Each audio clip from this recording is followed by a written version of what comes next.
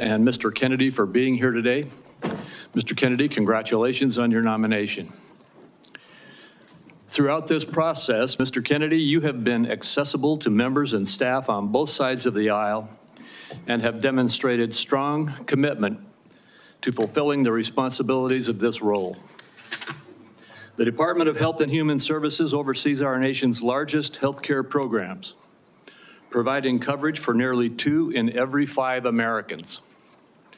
Improving Medicare, Medicaid, and CHIP, among other initiatives, presents challenges, especially in the face of a rapidly aging population, stubbornly high costs, and persistent barriers to access. However, this also provides us an opportunity to deliver bold, transformative solutions. As a committee, we share a commitment to advancing common sense, bipartisan policies that improve the delivery of healthcare in this country. This committee has worked to realign incentives in the prescription drug supply chain, to enhance access in rural communities, to expand the availability of telehealth and improve the broken clinician payment structure. Across these and other issues, I look forward to working with the administration to continue pursuing meaningful reforms that serve the American people more effectively and more efficiently. Too often, patients encounter a healthcare system that is disjointed and is a dysfunctional maze. Complex and bureaucratic chutes and ladders have become the norm. Meanwhile, even as healthcare spending climbs, outcomes across a range of conditions continue to decline. Mr. Kennedy, if confirmed, you will have the opportunity to chart a new and better course for the federal approach to tackling both the drivers and the consequences of our ailing healthcare system.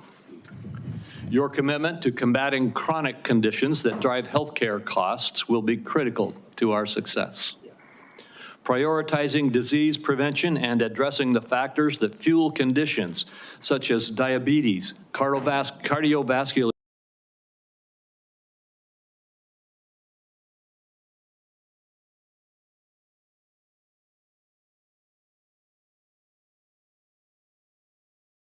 decline.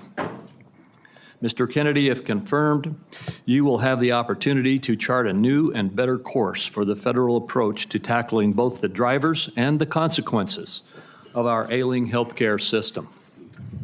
Your commitment to combating chronic conditions that drive healthcare costs will be critical to our success. Prioritizing disease prevention and addressing the factors that fuel conditions such as diabetes, cardiovascular disease, metabolic disease, Alzheimer's disease, COPD, and cancer will save lives, reduce costs, and build a healthier, stronger country. Private sector breakthroughs from groundbreaking cancer medications to curative gene therapies also offer hope. But misguided government initiatives and market volatility risk eroding American leadership in life-saving R&D. Your advocacy for healthcare transparency has the potential to empower consumers across the country, promoting competition to enhance quality while cutting excessive spending for patients and for taxpayers. Today's hearing will provide a forum to hear more about your vision, particularly for the federal programs under this committee's jurisdiction. Mr. Kennedy, you represent a voice for an inspiring coalition of Americans who are deeply committed to improving the health and well-being of our nation. Regardless of political party, everyone in this room shares a common recognition that our current system has fallen short, as well as a common desire to make our country healthier. I look forward to today's conversation as well as your testimony, Mr. Kennedy. And now I recognize Senator Wyden for his opening remarks. Thank you very much, Mr. Chairman. The question before the Finance Committee this morning is whether Robert F. Kennedy should be trusted with the health and well-being of the American people. Committee staff have examined thousands of pages of statements, books, and podcast transcripts in a review of his record. The receipts show that Mr. Kennedy has embraced conspiracy theories, quacks, charlatans, especially when it comes to the safety and efficacy of vaccines. He has made it his life's work to sow doubt and discourage parents from getting their kids life-saving vaccines. It has been lucrative for him and put him on the verge of immense power. This is the profile of someone who chases money and influence wherever they lead, even if that may mean the tragic deaths of children and other vulnerable people. Now, Mr. Kennedy is fond of saying he's not making recommendations about whether parents should vaccinate their children. He's just asking questions and giving people choices. It's a slippery tactic to dodge any real responsibility for his words and actions. And it is, in my view, absurd coming from somebody who's trying to win confirmation for a job that is entirely about making recommendations. These recommendations are going to have life or death consequences for the American people. Mr. Kennedy, if you are confirmed, your recommendations determine which vaccines senior citizens get for free through Medicare. Your recommendation will determine which vaccines are given to millions of kids. Peddling these anti-vaccine conspiracy theories as our chief health officer is going to endanger the lives of kids and seniors across the nation. Just look at what happened when Mr. Kennedy inserted himself into an anti-vaccination crisis in the island nation of Samoa. He traveled there himself to push his views and pour fuel on the fire of a measles outbreak that began due to low vaccination rates. In the end, 83 Samoans died, mostly kids, from a disease that is easily preventable. Americans cannot afford to import this experiment to our great nation. On other healthcare matters, from abortion to universal healthcare, Mr. Kennedy has changed his views so often it is nearly impossible to know where he stands on so many of the basic issues that impact Americans' daily lives. In a gobsmacking statement of irresponsibility, in November 2023, Mr. Kennedy said that he wanted to pause infectious disease research for 8 years.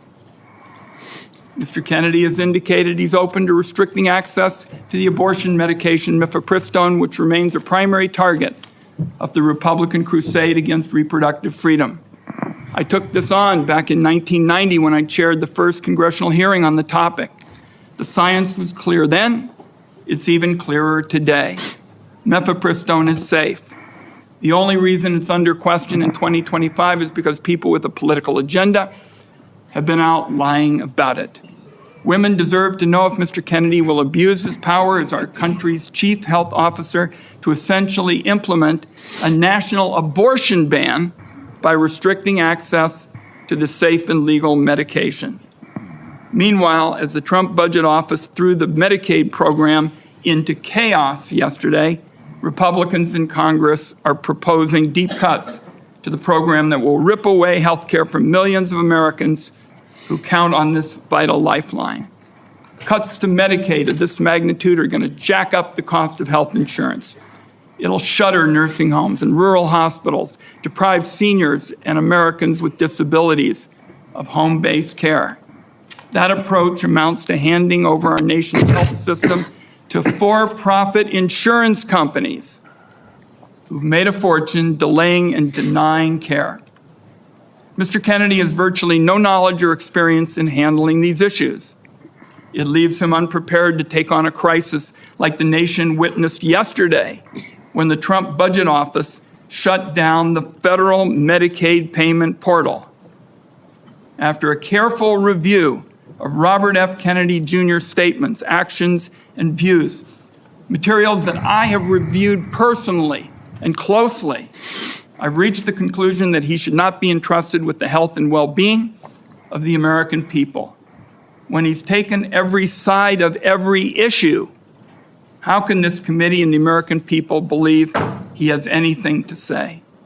Let me close by saying I believe more strongly than ever, and I have specialized in healthcare during my time in public service, that we're a turning point with regard to healthcare in America. If there's one word to describe Americans' feelings towards the healthcare system, it's disillusioned. At every single turn, people feel like they're rolling a load of dice, loaded dice, when they try to get health care. Americans are justifiably angry, fed up, and tired of a system that puts profits over patients. Instead of debating meaningful ways to improve Americans' health care, now the committee is being forced to relitigate settled science about vaccines and whether or not the federal government should help Americans get affordable health care. I know where Democrats on this Finance Committee stand when it comes to an agenda to lower costs and improve care. I must say, I cannot say the same about the nominee sitting in front of me. And let me acknowledge, finally, Mr. Chairman, Terry Mills from Portland, Oregon, who is here to represent Nurses for America, and I'd like to enter a statement from her organization into the record at this time. Thank you, Mr. Chairman. Without objection. Thank you, Ranking Member Wyden. Mr. Kennedy, in a few moments you will be given the opportunity to make your opening statement and respond to these attacks and other questions that the members of this committee have. I would say that with regard to the attack on Medicaid that we just heard, that was a false attack. It's been proven false overnight. The Medicaid portal is operating efficiently today and was never intended to be shut down. Would gentleman yield, since he's mentioned my name? There was a significant amount of time yesterday where there was bedlam across the country over the status of the Medicaid portals. I hope it's being corrected, but there were problems all through the day. There certainly were attacks yesterday. The problem has been clarified and the Medicaid portal is fully operational as we speak. Mr. Kennedy, before I turn the time over to you to share your opening statement, I would like to give you a brief introduction. The son of Senator Robert F. Kennedy and nephew of President John F. Kennedy, Robert Kennedy Jr. has been an advocate for consumers since 1985. After graduating from Harvard University, Mr. Kennedy studied at the London School of Economics and received his law degree from the University of Virginia Law School and a master's degree in environmental law from Pace University. He has founded 2 advocacy groups and has spent the last 40 years working to restore and protect children's health. He was a former independent candidate in the 2024 presidential election, and President Trump nominated him this year to be in November of 2024 to be the HHS Secretary. In announcing his nomination, President Trump stated, "Mr. Kennedy will restore these agencies to the traditions of gold standard scientific research and beacons of transparency and end the chronic disease epidemic and make America great and healthy again." Before you give your opening statement, Mr. Kennedy, I have 4 obligatory questions that we ask all nominees before this committee. First, is there anything that you are aware of in your background that might present a conflict of interest with the duties of the office to which you have been nominated? All right. No, Mr. Chairman. Thank you. Do you know of any reason, personal or otherwise, that would in any way prevent you from fully and honorably discharging the responsibilities of the office to which you have been nominated? No, I do not. Do you agree without reservation to respond to any reasonable summons to appear and testify before any duly constituted committee of Congress if you are confirmed? Yes, I do. And finally, do you commit to providing a prompt response in writing to any questions addressed to you by any senator of this committee? Yes, I do. Thank you, Mr. Kennedy. And before you begin, if you would like to, you may introduce your wife and children. Yes. My wife, Cheryl Hines, is here. My daughter, Kit Kennedy, my son, Bobby Kennedy, his wife, Amaryllis Fox Kennedy, and my nephew, Jackson Hines, is here too. We welcome you all. Thank you. You may proceed with your statement. Thank you, Mr. Chairman. Chairman Crapo, Ranking Member Wyden, and members of this distinguished committee. I'm humbled to be sitting here today as President Trump's nominee to oversee the U.S. Department of Health and Human Services. I want to thank President Trump for entrusting me to deliver on his promise to make America healthy again. I also want to thank Cheryl and Kik and Bobby and all of my other children who are here today, and all the many members of my large extended family for the love that they have so generously shared. Ours has always been a family that has been involved in public service, and I look forward to continuing that tradition. My journey into the issue of health began with my career as an environmental attorney, working with hunters and fishermen and mothers in the small town in the Hudson Valley and along the Hudson River. I learned very early on that human health and environmental injuries are intertwined. The same chemicals that kill fish make people sick also. Today, Americans' overall health is in grievous condition. Over 70% of adults and a third of children are overweight or obese. Diabetes is 10 times more prevalent than it was during the 1960s. Cancer among young people is rising by 1 or 2% a year. Autoimmune diseases, neurodevelopmental disorders, Alzheimer's, asthma, ADHD, depression, addiction, and a host of other physical and mental health conditions are all on the rise, some of them exponentially. The United States has worse health than any other developed nation, yet we spend more on health care, at least double, and in some cases triple, as other countries. Last year, we spent $4.8 trillion, not counting the indirect costs of missed work. That's almost a fifth of GDP. It's tantamount to a 20% tax on the entire economy. No wonder America has trouble competing with countries that pay a third of what we do for health and have better outcomes and a healthier workforce. But I don't want to make this too much about money. It's the human tragedy that moves us to care. President Trump has promised to restore America's global strength and to restore the American dream, but he understands that we can't be a strong nation when our people are so sick. A healthy person has 1,000 dreams, a sick person has only one. Today, over half of our countrymen and women are chronically ill.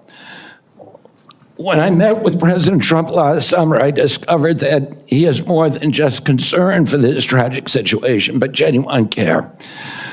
President Trump is committed to restoring the American dream, and 77 million Americans delivered a mandate to him to do just that, due in part to the embrace and elevation of the Make America Healthy Again movement. This movement, led largely by Maha moms from every state, and you can see many of them behind us today, and in the hallways and in the lobbies, is one of the most transcendent and powerful movements I've ever seen. I promise President Trump that if confirmed, I will do everything in my power to put the health of Americans back on track. And I've been greatly heartened to discover a deep level of care among members of this committee, too, both Democrats and Republicans. I came away from our conversations confident that we can put aside our divisions for the sake of a healthier America.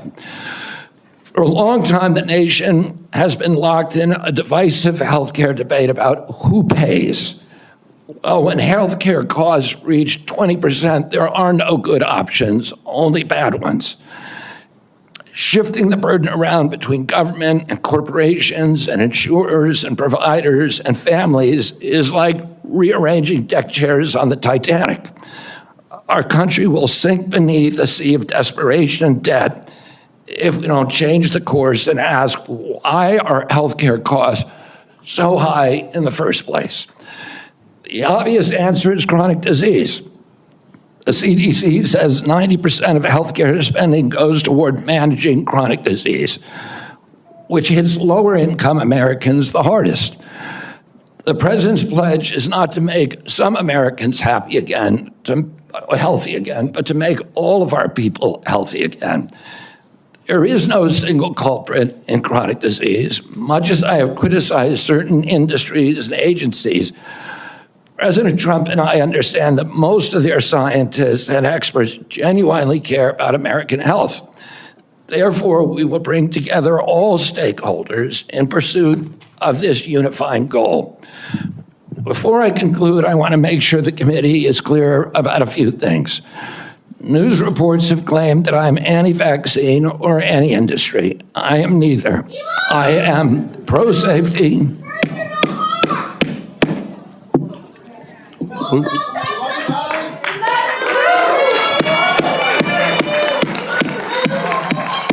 We'll have order.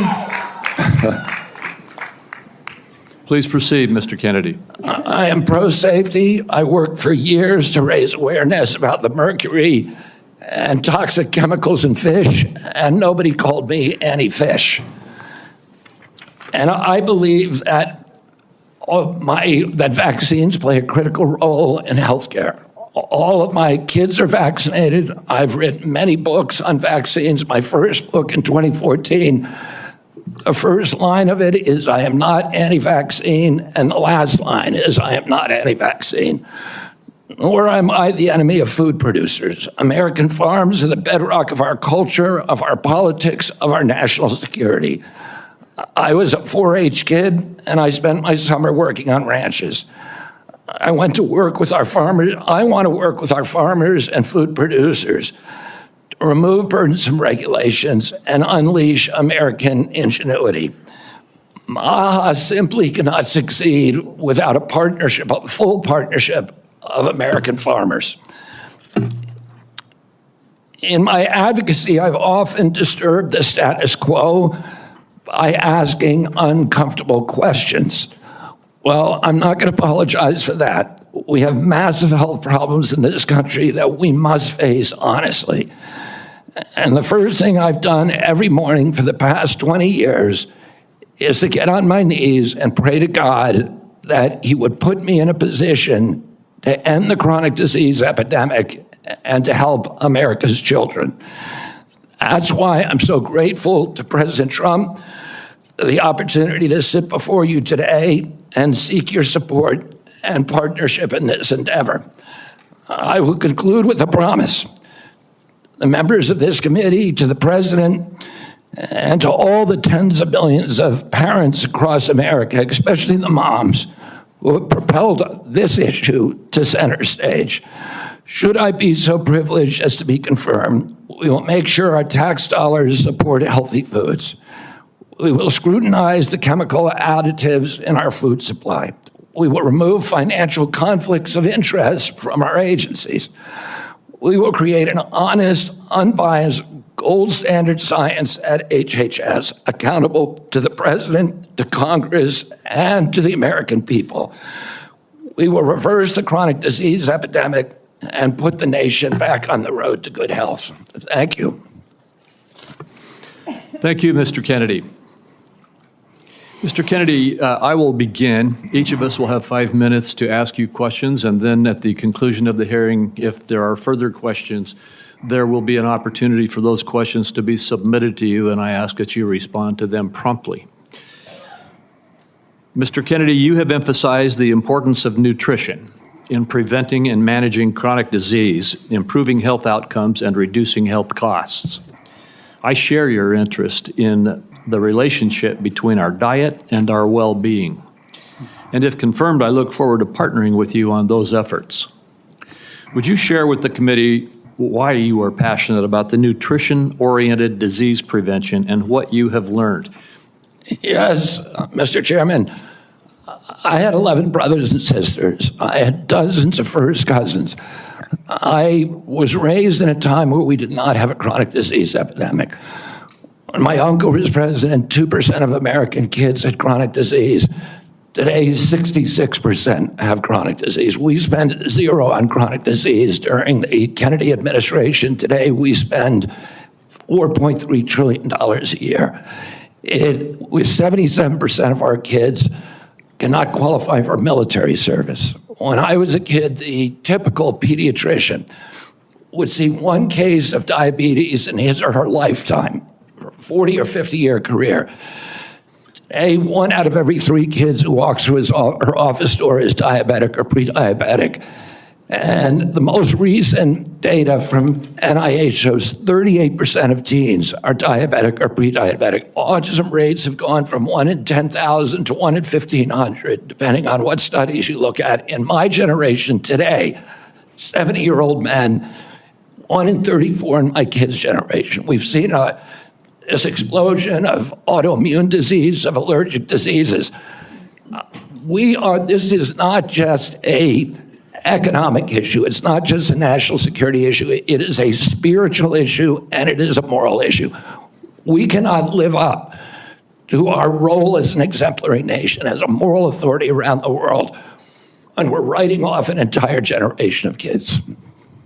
Thank you very much. And if confirmed, how could we work together to integrate nutrition-based interventions into our healthcare programs like Medicaid and Medicare?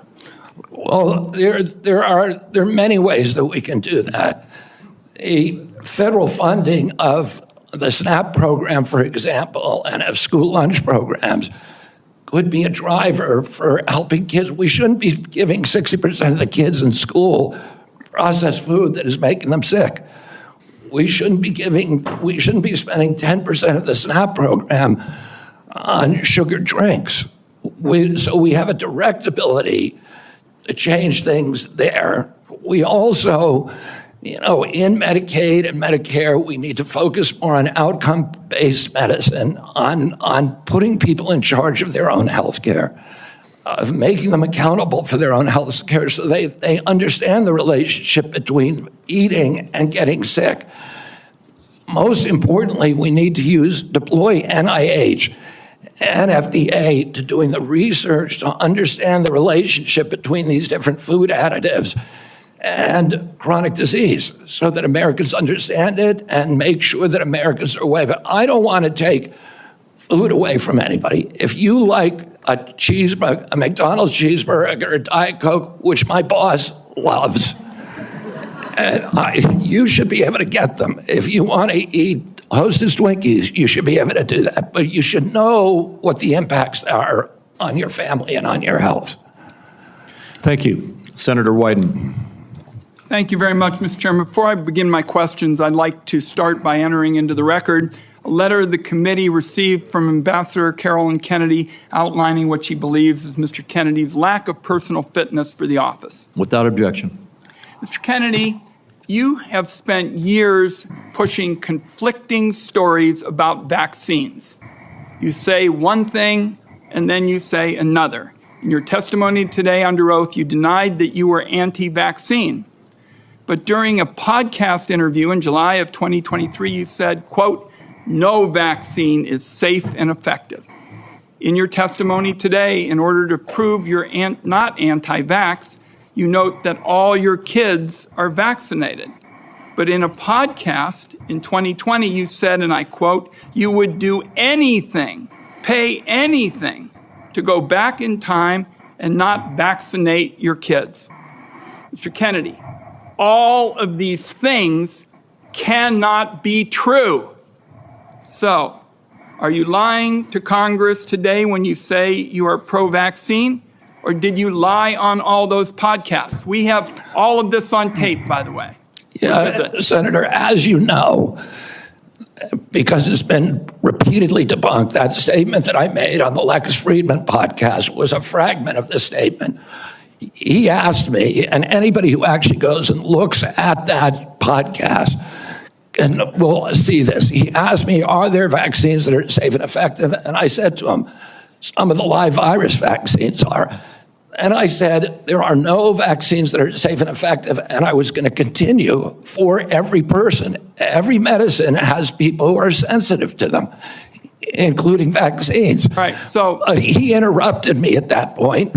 I've corrected it many times, including on national TV. You know about this, Senator Wyden, so bringing this up right now is dishonest. let's be clear about what you've actually done then, since you want to deny your statements.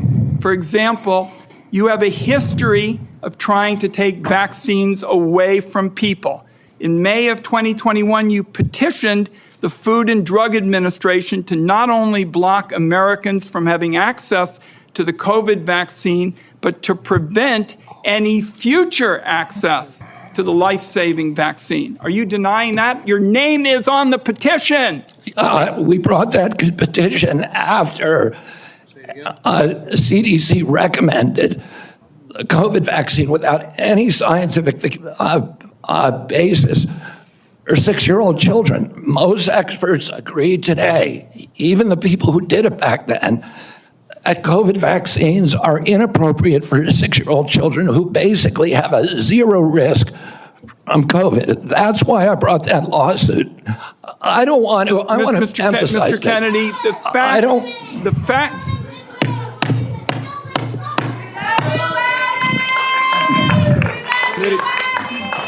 The committee will be in order. And to the audience, Senator, I'm not against if vaccine. you'll hold off for a second, Mr. Kennedy, to the audience.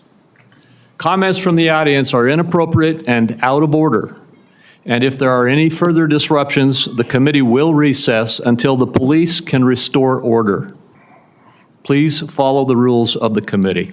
Mr. Kennedy, you may proceed. I also want to point out that your recitation of what happened in Samoa is absolutely wrong, and you know it's wrong, and you know it's wrong. We'll get to that in a moment. Right now, we're talking about the petition that you filed to block Americans from having access to the vaccine and to prevent any future access to the vaccine. Those facts are on the record. My third question to you is, you made almost $5 million from book deals, mostly promoting junk science. In 2021, in a book called The Measles Book, you wrote that parents had been, quote, misled into believing that measles is a deadly disease and that measles vaccines are necessary, safe, and effective.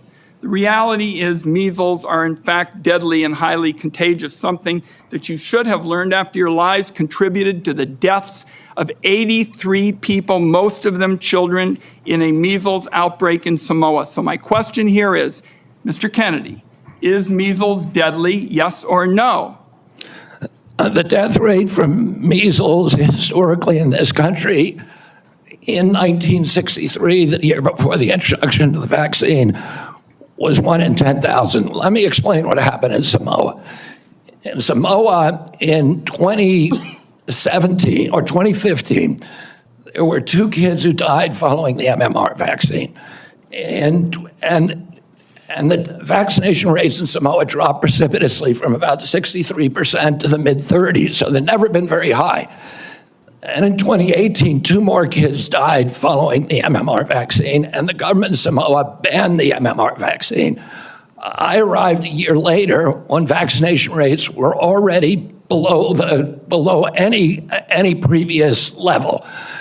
I went there, nothing to do with vaccines. I went there to introduce a medical informatics system that would digitalize records in Samoa and make health delivery much more efficient. I never gave any public statement about vaccines. You cannot find a single Samoan who will say, I didn't get a vaccine because of Bobby Kennedy. I went in June of 2019. The measles outbreak started in August.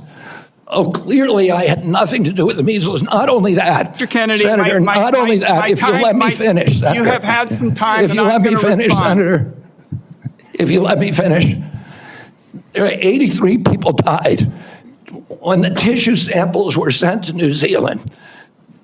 Most of those people did not have measles. We don't know what was killing them. The same outbreak occurred in Tonga and Fiji, and no extra people died. There were 7 measles outbreaks in the 13 years prior to my arrival. I just would like to get my time back. The nominee wrote a book saying that people had been misled into believing that measles is a deadly disease. He's trying now to play down his role in Samoa. That's not what the parents say. That's not what Governor Green says. It's time to make sure that we blow the whistle on actually what your views are. At least we're starting. We need to move Senator, on. I support the measles vaccine. I support the polio vaccine. I will do nothing as HHS secretary that makes it difficult or discourages people from taking either of those Anybody vaccines. who believes that ought to look at the measles book you wrote saying parents have been misled into believing that measles is a deadly disease. That's not true. We need to move on. Senator Grassley. Welcome. I'm going to do like I did in my office. I'm just going to make some points to you. I got about 7 I want to quickly get done. And then at the end, I'm going to ask if you disagree with anything I say and then address those things you disagree with. I'll make sure I save time for you to do that. A key responsibility of each member of Congress is oversight. Oversight allows us to hold bureaucrats accountable to the rule of law, and it helps keep faith with taxpayers. I expect HHS to provide timely and complete responses to congressional oversight. Number 2, PBMs, something you and I discussed in our office. I've been working to hold pharmacy benefit managers accountable in order to lower prescription drug prices. I expect you to work with us to hold PBMs accountable, and that may even asking your support for legislation that's before the Congress. Drug pricing. Senator Durbin and I have, for a while, been trying to get a bill passed that requires price disclosures on TV ads for prescription drugs. Knowing what something costs before buying it is just common sense. President Trump tried to do this by regulation in his first term. Vice President Vance co-sponsored our bill last Congress. I ask you to support this bill, or if you can do it by regulation, to do it by regulation. On rural health care, the previous administration dragged its feet in opening up slots for rural community hospital demonstration programs. It also ignored concerns from rural pharmacies when implementing changes to Medicare Part D, and ignored rural needs when it comes to distributing physician residency slots. I expect you to prioritize rural Americans' health care needs. On agriculture, in our meeting earlier this month, we talked at length about agriculture. You prefaced the conversation by saying you will not have jurisdiction over these issues. I expect you to leave agricultural practice regulations to the proper agencies, and for the most part, that's USDA and EPA. On dietary guidelines, I've sent letters to the Secretaries of Agriculture at HHS requesting that they provide information regarding conflicts of interest on the Dietary Guideline Advisory Committee to increase transparency. I expect you to provide Congress with confidential financial disclosures from the advisory committee before finalizing dietary guidelines, so we know that nobody has a vested interest in it, is having undue influence. Lastly, HHS, Office of Refugee Resettlement Oversight. Last year, I expanded my investigation into HHS's Office of Refugee Resettlement.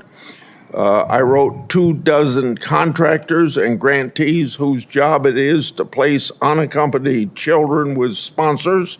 In many cases, children have been placed with improper vetted sponsors, placing them at risk of trafficking. The Biden administration's HHS directed these taxpayer-funded contractors and grantees to not respond to my inquiry. This is obstruction by the executive branch. I expect you to produce to me the records and data I've requested and instruct HHS contractors to fully cooperate with my investigation. I also expect HHS to not retaliate against any whistleblowers, including those who identify ORR's failures in vetting sponsors of unaccompanied. You got 45 seconds to respond if you want to. I agree with all of those provisions, Senator. My approach to administration HHS will be radical transparency. If members of this committee or other members of Congress want information, the doors are open. I've spent many years litigating against NIH and its sub-agencies, HHS and its sub-agencies, NIH, CDC, FDA, on FOIA issues, trying to get information that we, the taxpayers, paid for, and oftentimes getting back redacted copies after a year or 2 years of litigation. That should not be the case. And if Congress asks me for information, you will get it immediately. Thank you. Thank you. Senator Cantwell is next, but until she returns, I will move on to down the list, and that would be Senator Cornyn. Mr. Kennedy, welcome to you and your family, and congratulations. I appreciate Senator Grassley raising the issue of the Office of Refugee Resettlement within the auspices of Health and Human Services. I think this may surprise people, but that's actually the responsibility of HHS, the Office of Resettlement Relocation. Under the previous administration, as Senator Grassley alluded, there were roughly 500,000 children, unaccompanied minors, that were placed with sponsors in the interior of the United States. The previous administration took the position that it was not the federal government's responsibility once these children were placed with these sponsors.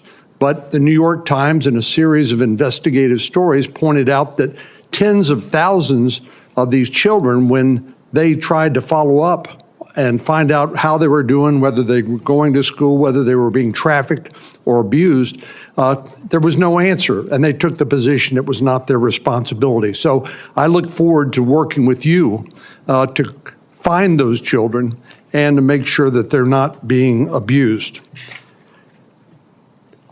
Millions of Americans are experiencing mild to moderate mental health and substance abuse issues, yet many struggle with timely and effective access.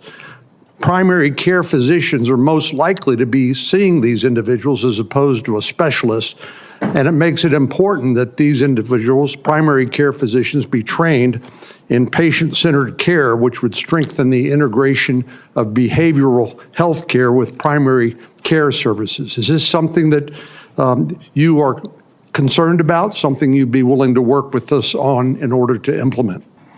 Yes, Senator, and let me just reassure you that President Trump has personally spoken to me about locating those 300,000 children who disappeared over the last 4 years. I don't think anybody has a fully accurate number, but it's hundreds of thousands, I agree. And many of them we know have been sex trafficked and childhood slavery, and it is a blight on America's moral authority, and we need to find those kids. In terms of addiction services and substance abuse services, this is a priority for me. It was a priority for me when I was running for president during my campaign. I was a heroin addict for 14 years. I've been 42 years in recovery. I go to 12-step meetings every day, so I hear the stories every day. And I hear the many stories about denial of, or the barriers to access to care. And we need to improve that. And answer specifically to your question, I think we can do that through GME, which is a program that is funded by HHS, that is the largest funder for medical school students. And that's one of the things for primary care physicians should understand addiction care. Addicts almost always go through a cycle where there is a moment where they hit periodic bottoms where they're ready to go into treatment. But it's fleeting and it's momentary. And we have that opportunity to save their lives. And then if we miss that little short window, they're off to the races again. Let me I appreciate your answer. Our time is short. Let me get to one more question that I think is very important. Under the first Trump administration, the number of people receiving HIV treatment in Africa through the President's Emergency Plan for AIDS Relief, otherwise known as PEPFAR, it increased, this is during the first Trump administration, from 13 million people to 18 million people across 50 countries, primarily in Africa. Africa has about 1.3 billion people today, or in 2021. It's projected to have 2.5 billion people by 2050, or 25% of the global population. In 2020, PEPFAR reported that 2.8 million babies were born without HIV. That was something that would not have happened but for the PEPFAR program. So it has simply been one of the most successful public health programs in the world and saved approximately 26 million lives. Failure to continue this program, in my view, would risk ceding that leadership to adversaries like China. And I'd like to know whether you support the objectives and goals of PEPFAR, and would you work with me and my colleagues to make sure that this program continues to provide life-saving antiviral drugs to people who are most in need? I absolutely support PEPFAR, and I will happily work with you to strengthen the program. Thank you.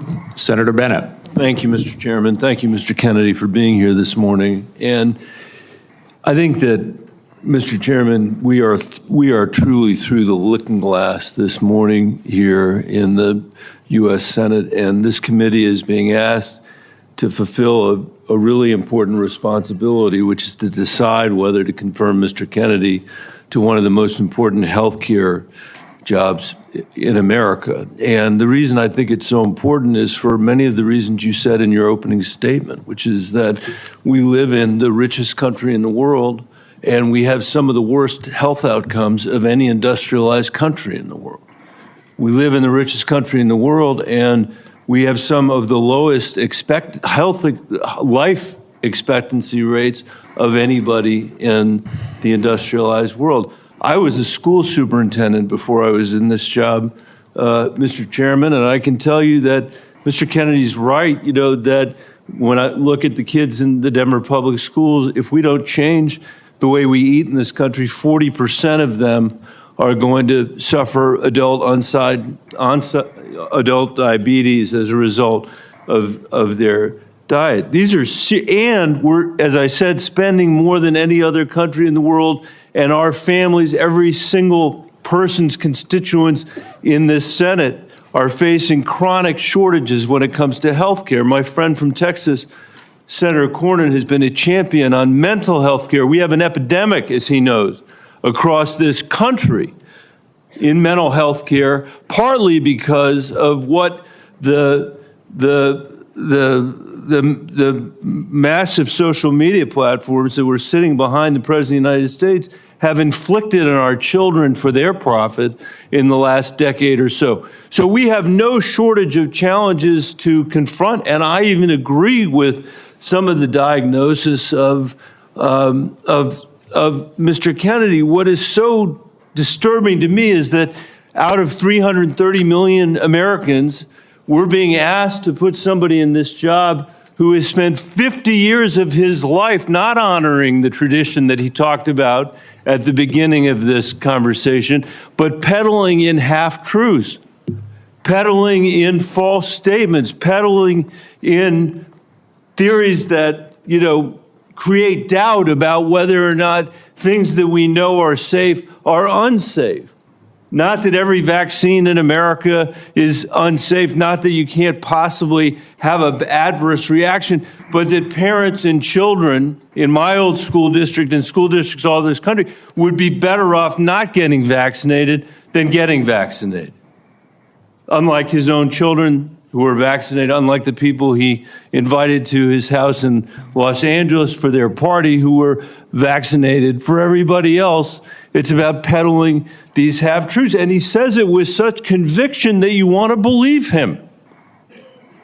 And Mr. Kennedy, I just have there are many, many things in the record, but I hope that you could answer these questions yes or no. I've tried to ask these in a manner that's faithful to what you actually said, because I didn't want to have a debate about whether you actually said them.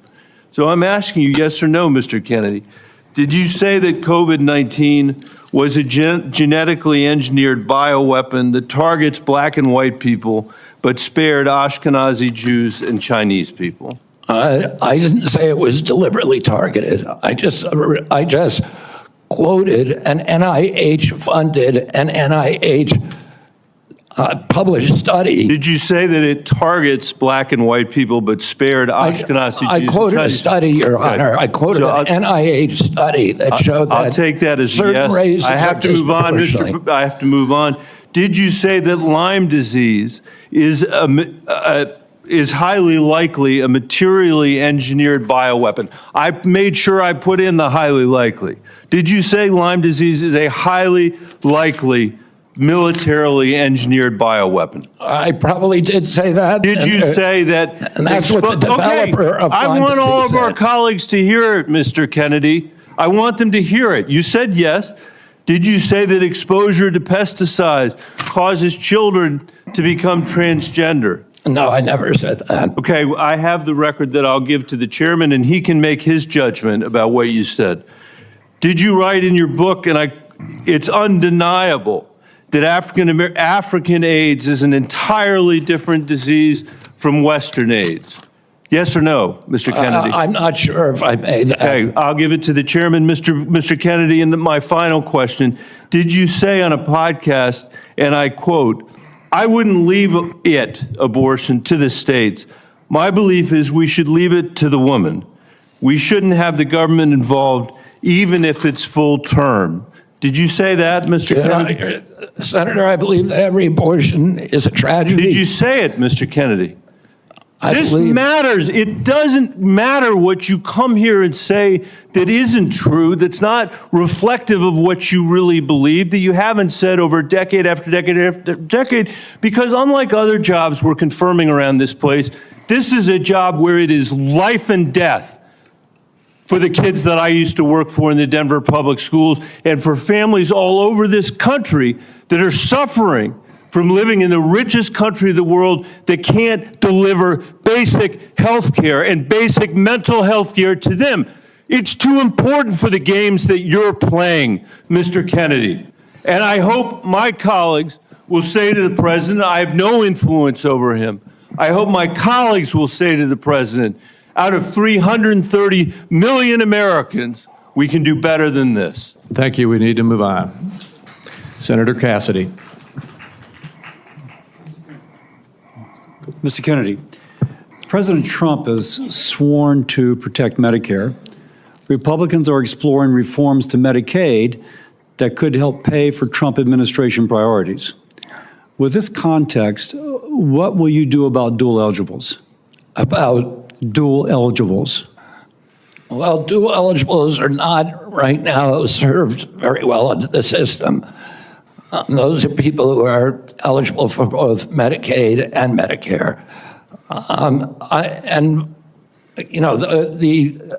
I suppose my answer to that is to make sure that the programs are consolidated, that they're integrated, and the care is integrated. I look forward to working with you, Dr. Cassidy, on making sure that we take good care of people who are dual eligible. And how do you propose that we integrate those programs? Does Medicare pay more, Medicare pay less, Medicaid pay more, Medicaid pay less? How do we do that? Well, I'm not exactly sure because I'm not in there. I mean, it is difficult to integrate them because Medicare is under fee-for-service. It's paid for by employer taxes. Medicaid is fully paid for by the federal government, and it's not fee-for-service. So I do not know the answer to that. I look forward to exploring options with you. Republicans, again, are looking at ways to potentially reform Medicaid to help pay for President Trump's priorities, but to improve outcomes. What thoughts do you have regarding Medicaid reform? Well, Medicaid is not working for Americans, and it's specifically not working for the target population. Most Americans, like myself, I'm on Medicare Advantage, and I'm very happy with it. Most people who are on Medicaid are not happy. The premiums are too high, the deductibles are too high, the networks are narrow, the best doctors will not accept it in the best hospitals. And particularly, Medicaid was originally designed for a target population, the poorest Americans. It's now been dramatically expanded, and the irony of the expansion is that the poorest Americans are now being robbed. Their services have dramatically decreased, even though we've increased the price of Medicare by 60% over the last 4 years. The target population is being robbed. With that figure said, out other options. Obviously, you've thought about that, and I appreciate that. What reforms do you recommend, again, that would improve services, I suppose, but also make it more cost efficient? Well, President Trump has given me the charge of improving quality of care and lowering the price of care for all Americans. There are many things that we can do. I mean, what we want to, the ultimate outcome, I think, is to increase transparency, to increase accountability, and to transition to a value-based system rather than a fee-based system, so rather than a service-based system. On Medicaid in particular, can you just kind of take those kind of general principles and apply it to the Medicaid program? Listen, I think that there are many, many options with telemedicine, with AI right now. And, there's including direct primary care systems. We're seeing that movement grow across the country. There's one of the largest providers. So going back to Medicaid, though, and speaking of these specific advances, what reforms are you proposing with these ideas vis-a-vis Medicaid? Well, I don't have a broad proposal for dismantling the program. Of course not saying that. I think what we need to do is we need to experiment with pilot programs in each state. We need to keep our eye on the ultimate goal, which is value-based care, which is transparency, accountability, access. And one more thing, going back to Medicare, you mentioned you're an MA. You mentioned earlier the Medicare fee-for-service. Do you have any kind of thoughts as to whether or not patients on fee-for-service should move into MA, or how should we handle that? Whether patients who are on Medicare fee-for-service. And traditional Medicare? Yes. That's their choice right now. We have, I think, 32 million Americans, or 30 million Americans on Medicare, on traditional Medicare, and then another 34 on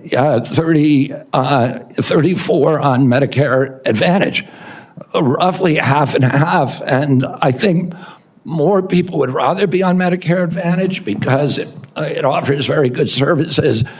But people can't afford it. It's much more expensive. In answer to your first question, there are all kinds of exciting things that we can be doing, including cooperatives, which President Trump has supported, including health savings accounts, which President Trump has supported. All of these things to make people more accountable for their own health. And so we'd bring the cooperatives and the health savings accounts into Medicare and Medicaid? Exactly. We try to increase those, the use of those, and to direct primary care, to continue to transition into a value-based program that is private. Americans don't, by and large, do not like the Affordable Care Act. People are on it. They don't like Medicaid. They like Medicare. And they like private insurance. We need to listen to what they would prefer to be on private insurance. Most Americans, if they can afford to be, will be on private insurance. We need to figure out ways to improve care particularly for elderly, for veterans, for the poor in this country.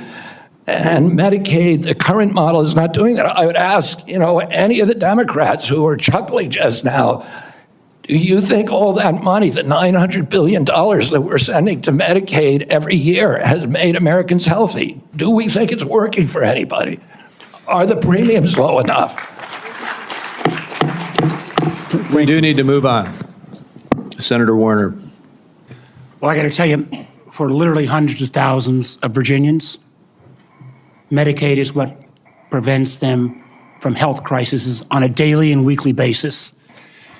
And some imaginary new plan, and if there was a new plan that was to be the basis of what Trump was going to do in repealing Obamacare, I would have thought by now we'd have seen it.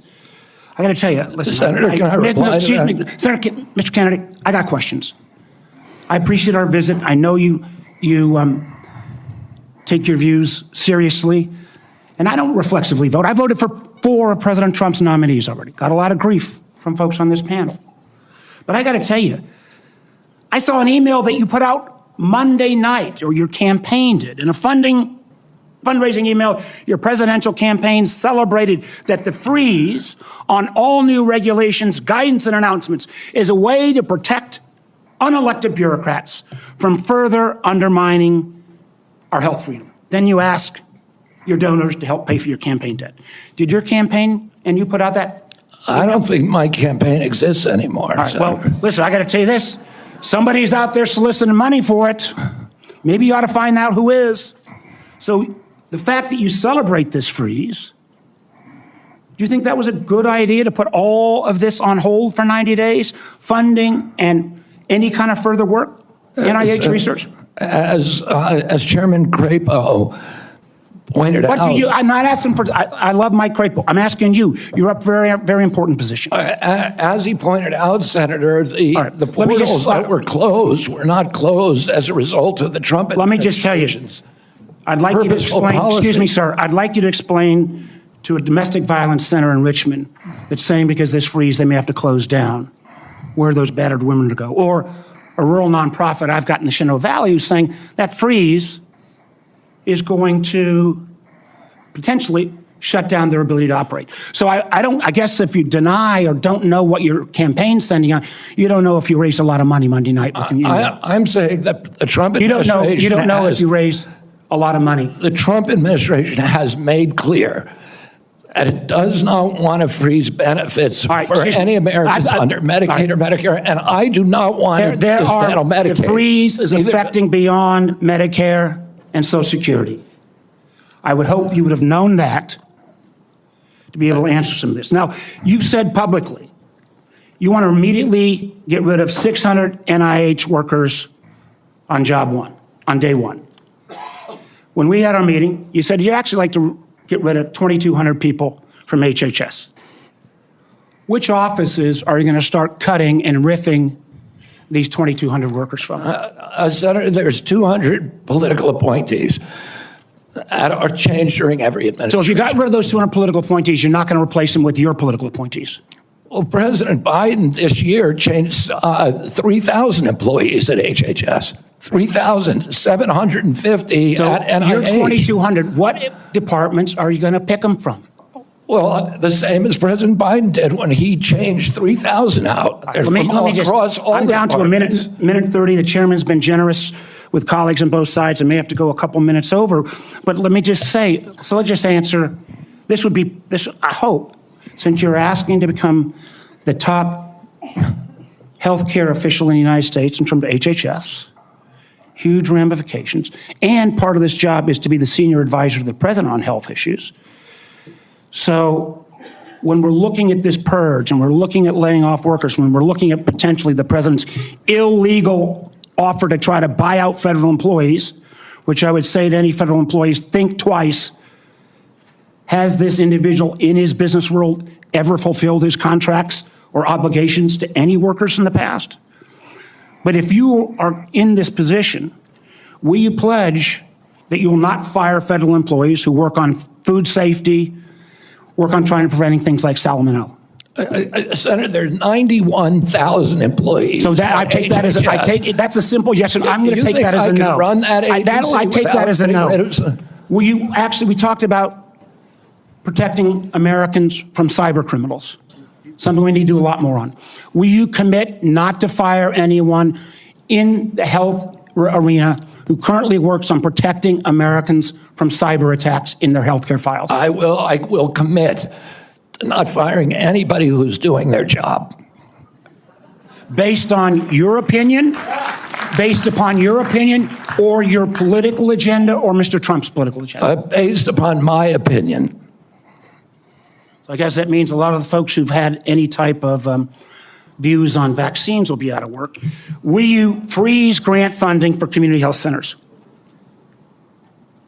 Will you freeze federal funds for community health centers, the way the current administration has done? The White House has made clear that no funds are going to be denied to any American for benefits in any program. Do you know what happens at community health centers? Those are direct. Are you talking about the Indian health centers? No, I'm talking about community health centers across the country. I understand that. I mean, I strongly So you're going to excuse Indian health centers, which is good, but others are not. They're going to get their funds frozen. I strongly support community health centers, as does the president. So does that mean you're not going to freeze the funding that is currently frozen? The White House has made clear that none of that funding is supposed to be frozen. Sir, the direct payments are different than how the government operates.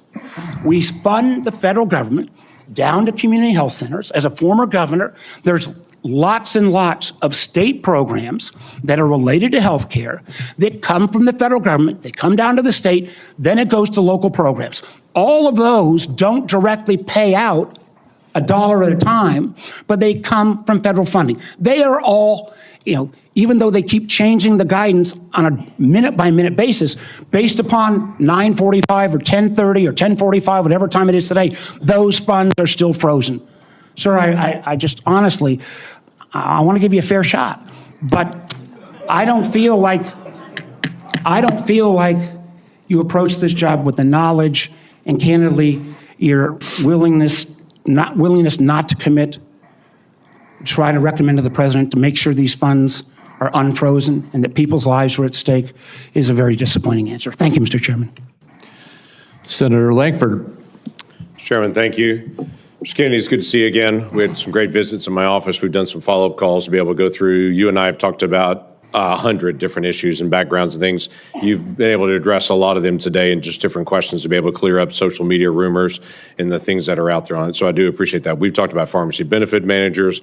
We've talked about the nursing home rule the Biden administration put down. We talked about your views on agriculture and commercial and row crop agriculture.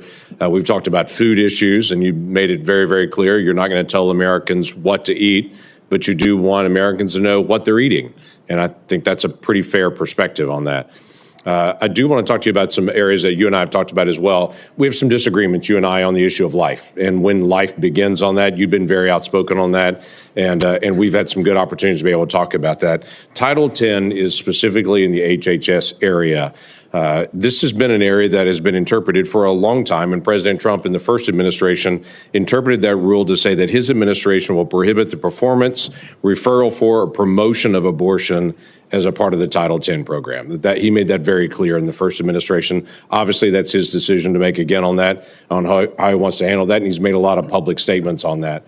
The Biden administration not only reversed that, not only rescinded that rule, but they went one step the other direction. In my state in Oklahoma, as you and I have talked about, the Biden administration cut off funding to the state of Oklahoma for AIDS testing, for breast cancer screening, and for other areas of poverty health care because my state didn't promote abortion. It wouldn't provide.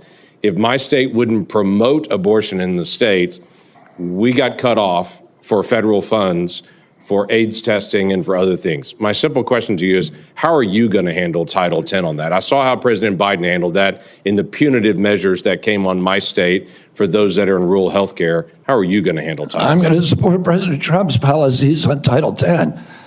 I agree with President Trump that every abortion is a tragedy.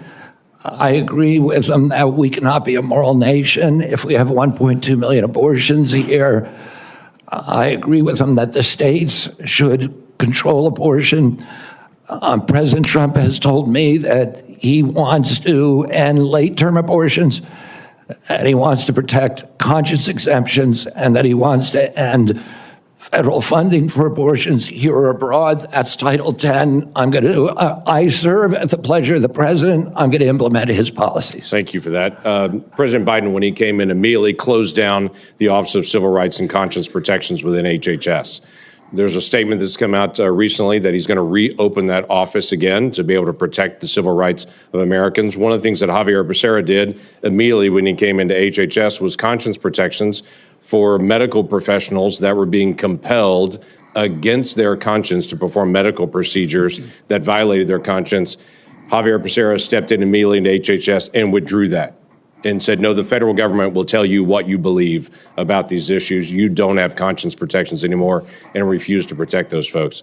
Will you step in and say that healthcare individuals have the right of conscience again, as the federal law allows? Yeah, I mean, the first thing that occurs to me when you ask that question is, what patient would want somebody doing a surgery on them that, believes that the surgery is against their conscience being forced to perform that? I don't know anybody who would want to have a doctor performing a surgery that the doctor is morally opposed to. Listen, I came from a family that was split on life and choice. I have cousins today who believe that abortion at any stage is equivalent to homicide. Now, there are other people who believe the opposite. But the good thing in my family that I really loved is that we were able to have those conversations and respect each other. And I wish that we could do that nationally.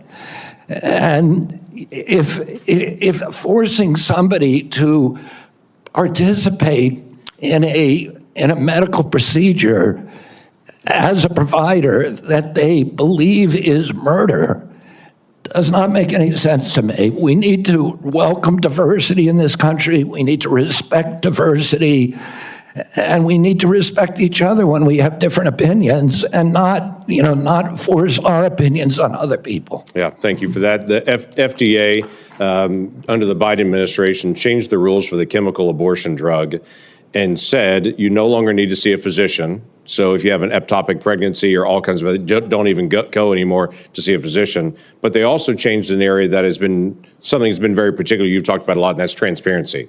They changed the position and said, don't tell us if there's a side effect on this drug unless she dies. But other than that, don't tell us anymore. Literally, don't give transparent information to the American people or to the women who take this drug anymore. We don't want that reported. My question to you is, will FDA move to be able to actually give transparency to the American people and to say, this drug is no different than any other drug. We're not going to protect it just because it's political for some folks. People should know side effects on this drug, and there should be reporting. Yeah, I mean, it's against everything we believe in this country that patients or doctors should not be reporting adverse events. We need to know what adverse events are. We need to understand the safety of every drug, mifepristone and every other drug. And President Trump has made it clear to me that one of the things, he is not taking a position yet on mifepristone, a detailed position, but he's made it clear to me that he wants me to look at safety issues. And I'll ask NIH and FDA to do that. Thank you. Senator Whitehouse. Thank you, Chairman. Mr. Kennedy, I only have 5 minutes with you, and I've got a lot of experience with CMS, so you're just going to have to listen. 2 things. One, if you want to move from advocacy to public responsibility, Americans are going to need to hear a clear and trustworthy recantation of what you have said on vaccinations, including a promise from you never to say vaccines aren't medically safe when they in fact are, and making indisputably clear that you support mandatory vaccinations against diseases where that will keep people safe. You're in that hole pretty deep. We've just had a measles case in Rhode Island, the first since 2013. And frankly, you frighten people. 2, I want to air harms that Rhode Island has experienced from a remorseless, senseless CMS bureaucracy. CMS has for years maintained a reimbursement system that the bureaucracy could never explain, never justify, that persistently pays Rhode Island providers less than neighboring Massachusetts and Connecticut providers. A differential of 23 and 26% in our regional healthcare market. The Pending Ahead program can begin to remedy this, at least for value-based care, and it must. There has to be payment parity in the region. Rhode Island's healthcare system is bleeding out because we aren't paid what neighboring hospitals and doctors are paid, and the one act CMS took on this years ago was to make it worse. The CMS bureaucracy has also attacked one of the best accountable care organizations in the country, Rhode Island's Integra family doctors. Tried to throw them off the shared savings program because they said Integra, years ago, briefly, fell 137 patients short of the 5,000 patients that ACOs need. CMS wouldn't listen until a court found that to be unjustified, likely illegal, irreparable harm to this high-performing ACO and its patients, and contrary to the public interest. That must stop. Last, CMS has refused to approve waivers granted elsewhere for Rhode Island from rules that are stupid for Medicare patients who are nearing the end of their days. Here's what families see. Granny is home dying. She needs to transfer to a nursing home, and Medicare insists on putting her 3 days and 2 nights in a hospital. Expensive, frightening to Granny and the family, and stupid. Granny's home dying and can't get palliative and curative care together. Inhumane and stupid. Granny's home dying and can't get home care if she can still get out into the yard or be driven to see the shore, to see Narragansett Beach, say, one more time, to recall childhood memories before she dies. Inhumane and stupid. Granny's home dying and the family's exhausted, and the respite care benefit is not to send a nurse or a caregiver, but to stuff Granny in an ambulance and haul her off to a hospital. Some respite. It's all expensive, frightening, inhumane, and stupid. But the insensate CMS bureaucracy takes a court order to be awakened to the harm they cause. I have had enough. CMS should let Rhode Island try humane end-of-life care through CMMI. Let's see if it works at a state. I bet it will save money, serve families better at a very, very delicate time, and perhaps even make a model for better health care everywhere. I've said a lot. My time is out. You're welcome to respond in writing. I ask unanimous consent that the order declaring CMS's actions to constitute irreparable and illegal harm be put into the record. Without objection. Let me just respond very briefly, Senator Whitehouse. I'm an implacable enemy of tyrannical, insensate bureaucracies and stupid rules, and I will work with you to make CMS responsive to the needs of Rhode Island and to remedy those disparities that you talk about. I am familiar with the Integra Health plan, and it is the template for what we ought to be doing is a value-based plan. And I look forward to making sure that we create pilot programs like this.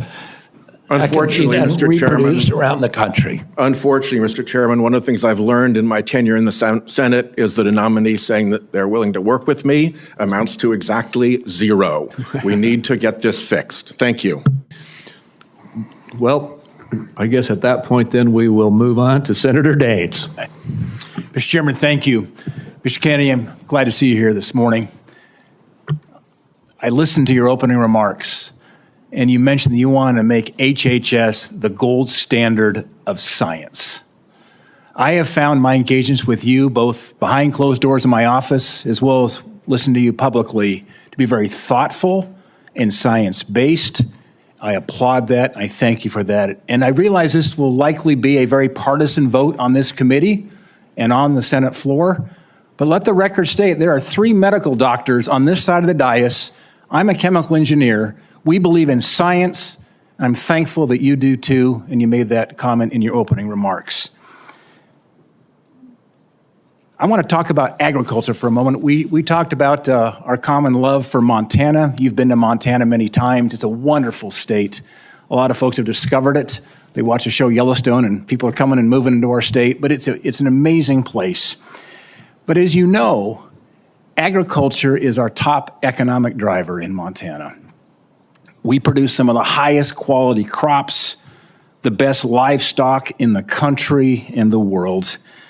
Our farmers and our ranchers are truly some of the most effective environmental stewards in ensuring we have a safe food supply chain in the world.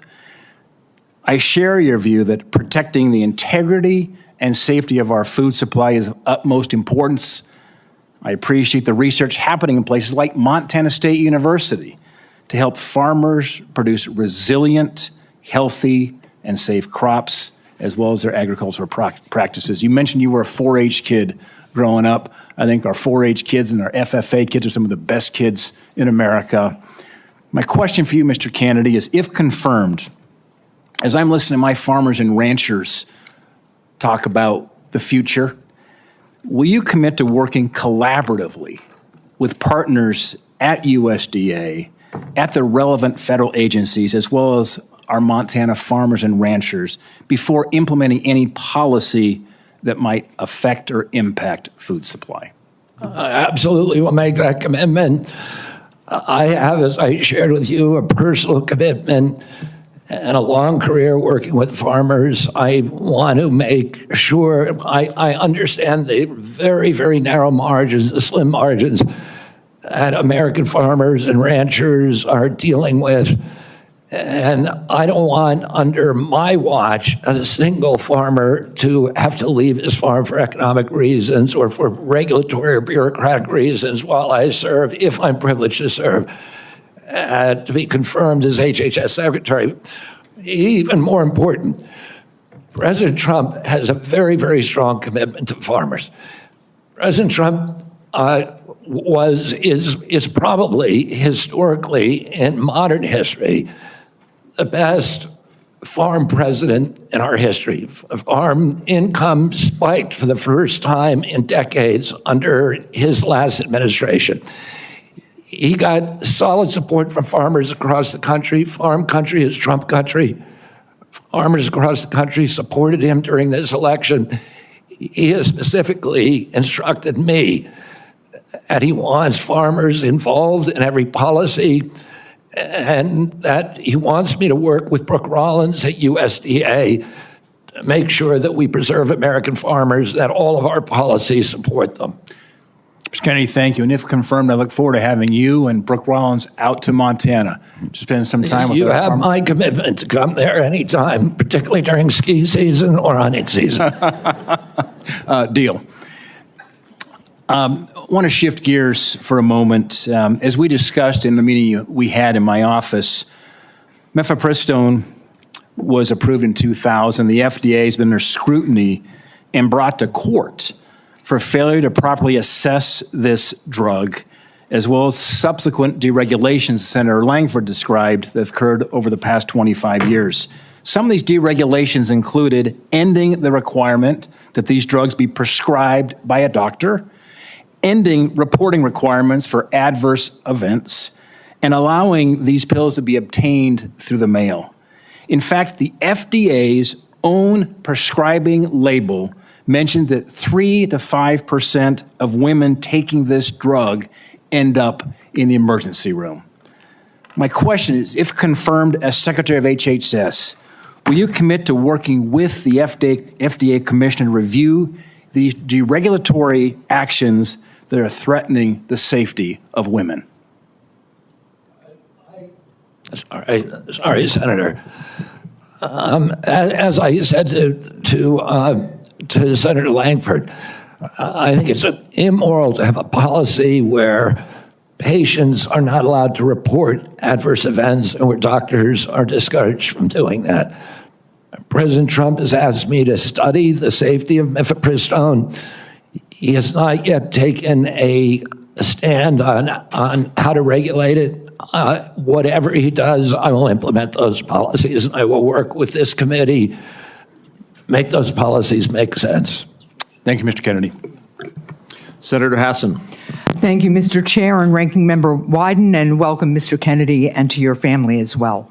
I want to start with a couple of concerns I have, and just briefly on Medicaid. States share in the funding of Medicaid. Millions of disabled children in this country are alive because of Medicaid. Millions of people with addiction in this country are in recovery because of the services provided to them by Medicaid. And millions of chronically ill people who, until Medicaid expansion was enacted, who couldn't get health care and therefore couldn't work because they were too sick, got health care through Medicaid expansion, then went back to work, and now they're on private insurance. So those are some facts about Medicaid that you might want to brush up on. Now, I'm also extremely concerned about your endorsement of radical fringe conspiracies that, if implemented at HHS, would put American families' lives at risk. Vaccines are one of our greatest public health triumphs. And you don't need, I'm not talking about abstract medical science. One of the people who helped raise me was my grandfather, who was a pediatrician. He practiced medicine in this country from 1921 until the mid-1980s. And I heard details about the difference those vaccines made in saving lives in the children who were under his care. Vaccination has helped to eradicate many deadly diseases in the United States, including polio and smallpox, something we should be proud of as Americans. I am extremely concerned that as Secretary, you would be able to halt critical vaccine research and to exploit parents' natural worries by advising them not to vaccinate their children. This will lead to more children getting sick, and some will even die. Before the measles vaccine, about 500 American children died a year from measles. This is too much of a risk for our country, and there is no reason that any of us should believe that you have reversed the anti-vaccine views that you have promoted for 25 years. For example, you have previously falsely suggested that the polio vaccine killed many, many, many, many more people than polio ever did by causing fatal cancers, while rigorous safety studies show that to be completely false. Now, let's go to something we agree upon. I am really heartened to see that one area where we agree on is on women's reproductive freedom. In your own words, it's not the government's place to tell people what to do with their bodies. You said that, correct? Yep. Mr. Kennedy, in 2023, you came to New Hampshire and said, quote, "I'm pro-choice. I don't think the government has any business telling people what they can or cannot do with their body." So you said that, right? Yes. Yep. But you also said we need to trust the women to make that choice because I don't trust government to make any choices. You said that too, right? Yes. It is remarkable that you have such a long record of fighting for women's reproductive freedom, and really great that my Republican colleagues are so open to voting for a pro-choice HHS secretary. So, Mr. Kennedy, I'm confused. You have clearly stated in the past that bodily autonomy is one of your core values. The question is, do you stand for that value or not? When was it that you decided to sell out the values you've had your whole life in order to be given power by President Trump? Senator, I agree with President Trump that every abortion is a tragedy, that we can't be a moral authority in this country. Right, but that isn't what you said back in New Hampshire in 2023. My question is exactly when did you decide to sell out your life's work and values to get this position?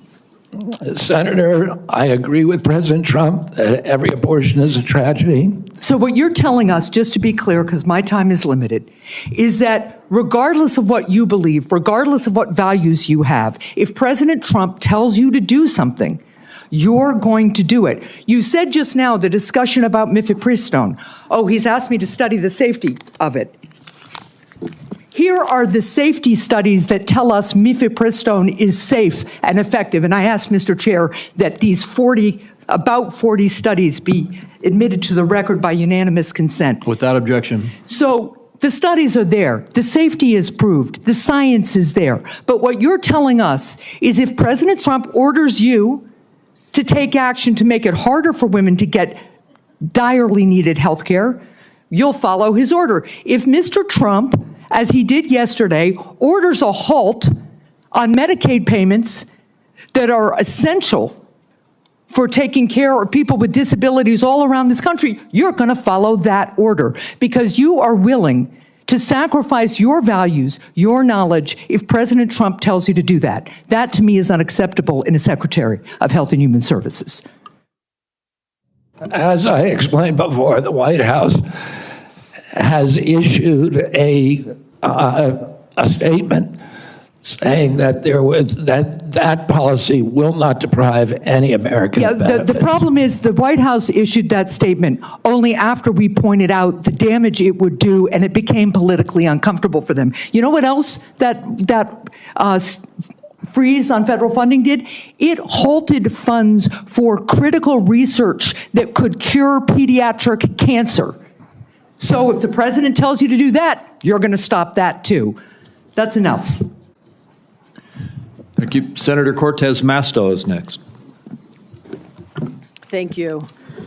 Mr. Kennedy, thank you for coming into my office and having the conversation that we did. I appreciate your passion and your belief, and you've spent years really talking about the issues that matter to you, and I appreciate that.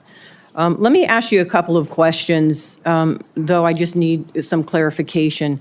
Right now, there's a 40-year-old law that requires hospital ERs accepting payment from Medicare to actually provide emergency care to patients. So let's say a woman experiencing a life-threatening condition like a heart attack goes to the ER. As a lawyer, you would agree that that federal law protects her right to emergency care, correct? Yes. So now a pregnant woman with life-threatening bleeding from an incomplete miscarriage goes to the ER. Let me rephrase that so you can hear. A pregnant woman with a life-threatening bleeding from an incomplete miscarriage goes to the ER, and her doctor also determines that she needs an emergency abortion. But she's in a state where abortion is banned. You would agree also as an attorney that federal law protects her right to that emergency care, correct? I don't know. I mean, the answer to that is I don't know. If the state bans well, let me ask you this as an attorney. Doesn't federal law preempt state law? The federal Constitution does. Sometimes not every federal law preempts state laws. It could be unconstitutional. I'm not trying to be evasive, in this case, let me Senator. ask you this. I'm just telling you I don't know the I answer appreciate to that question. that. But what authority do you have over this as the director of HHS? What authority do I have? Yeah, to enforce the law. In what regards? To make sure that a hospital that receives payment from Medicare is ensuring that they're providing the necessary emergency care to patients when they present. It's actually the EMTALA law. So what authority as HHS director do you have with respect to EMTALA? My understanding is that I have budgetary power and that it's pretty much limited to that. But if you tell me I have another authority, I don't even think that Well, let me tell you, We you have do. a law enforcement branch at HHS. Actually, you do, and that's CMS. CMS actually investigates complaints of EMTALA violations, as well as the Health and Human Services Inspector General, who, by the way, was just recently fired by Donald Trump. So you will be enforcing EMTALA laws, and it's important that you understand their impact and don't play politics with the patient presenting at the ER based on a position that this administration has taken. Let me ask you another question. When we met in my office, you said about lowering drug prices, that when Big Pharma price gouges, the American people suffer. I think we both agree on that. And I think you're sincere in your belief that you want to reduce prices for Americans, correct? Yes. Yeah. The Inflation Reduction Act empowered Medicare to negotiate prescription drug prices. It penalizes drug companies for price hikes above inflation, and it caps seniors' out-of-pocket drug costs, along with reducing insulin prices to $35 per month. But your future boss, Donald Trump, on his first day in office, revoked President Biden's executive order that actually directed the health secretary to examine ways to reduce drug prices and improve access to innovative therapies for the American people.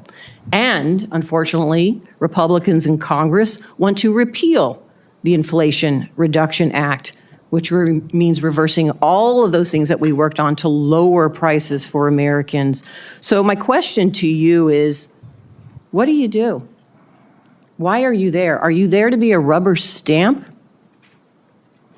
to this administration and cave into all of these positions that they're taking, even though you know they're in disagreement with your positions on lowering drug prices and that they could harm Americans? How do you handle that as HHS director? Senator, my understanding is that the White House issued an executive order, I believe today, supporting the drug negotiations under the IRA. President Trump was very aggressive during his first term about negotiating drug prices. He has instructed me, and I've met with him repeatedly on as that we need lower prices than seniors in this country, and so let me ask you. Let me ask you this, because I only have so much time. So we've already negotiated lowering prices for 10 drugs with Big Pharma. And Big Pharma, by the way, opposes this. They have not only are asking for a pause, they have filed lawsuits, but we've already negotiated the first 10 drugs. And we want to expand it to the next 10 to 15 that the Biden administration has put forward. Would you agree and continue that path of really mandating that Big Pharma come to the table and negotiate drug prices for Medicare so we can lower those prices for Americans? My understanding is that the executive order that was issued today, which I haven't seen, but I've read a summary. Well, let me ask you this then, because you keep citing the Trump administration and you're just going to follow what they say. Is that what you're doing? You're just a rubber stamp for them in this position? So anybody, so it doesn't matter that you're before us. It could be anybody coming before us as long as they're a rubber stamp for this administration and disregarding your beliefs in what you think.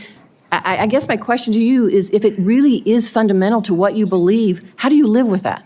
How do you address those issues as you're moving forward, knowing that it's going to harm Americans? Yeah. You want me to answer the question? No, I'm asking you.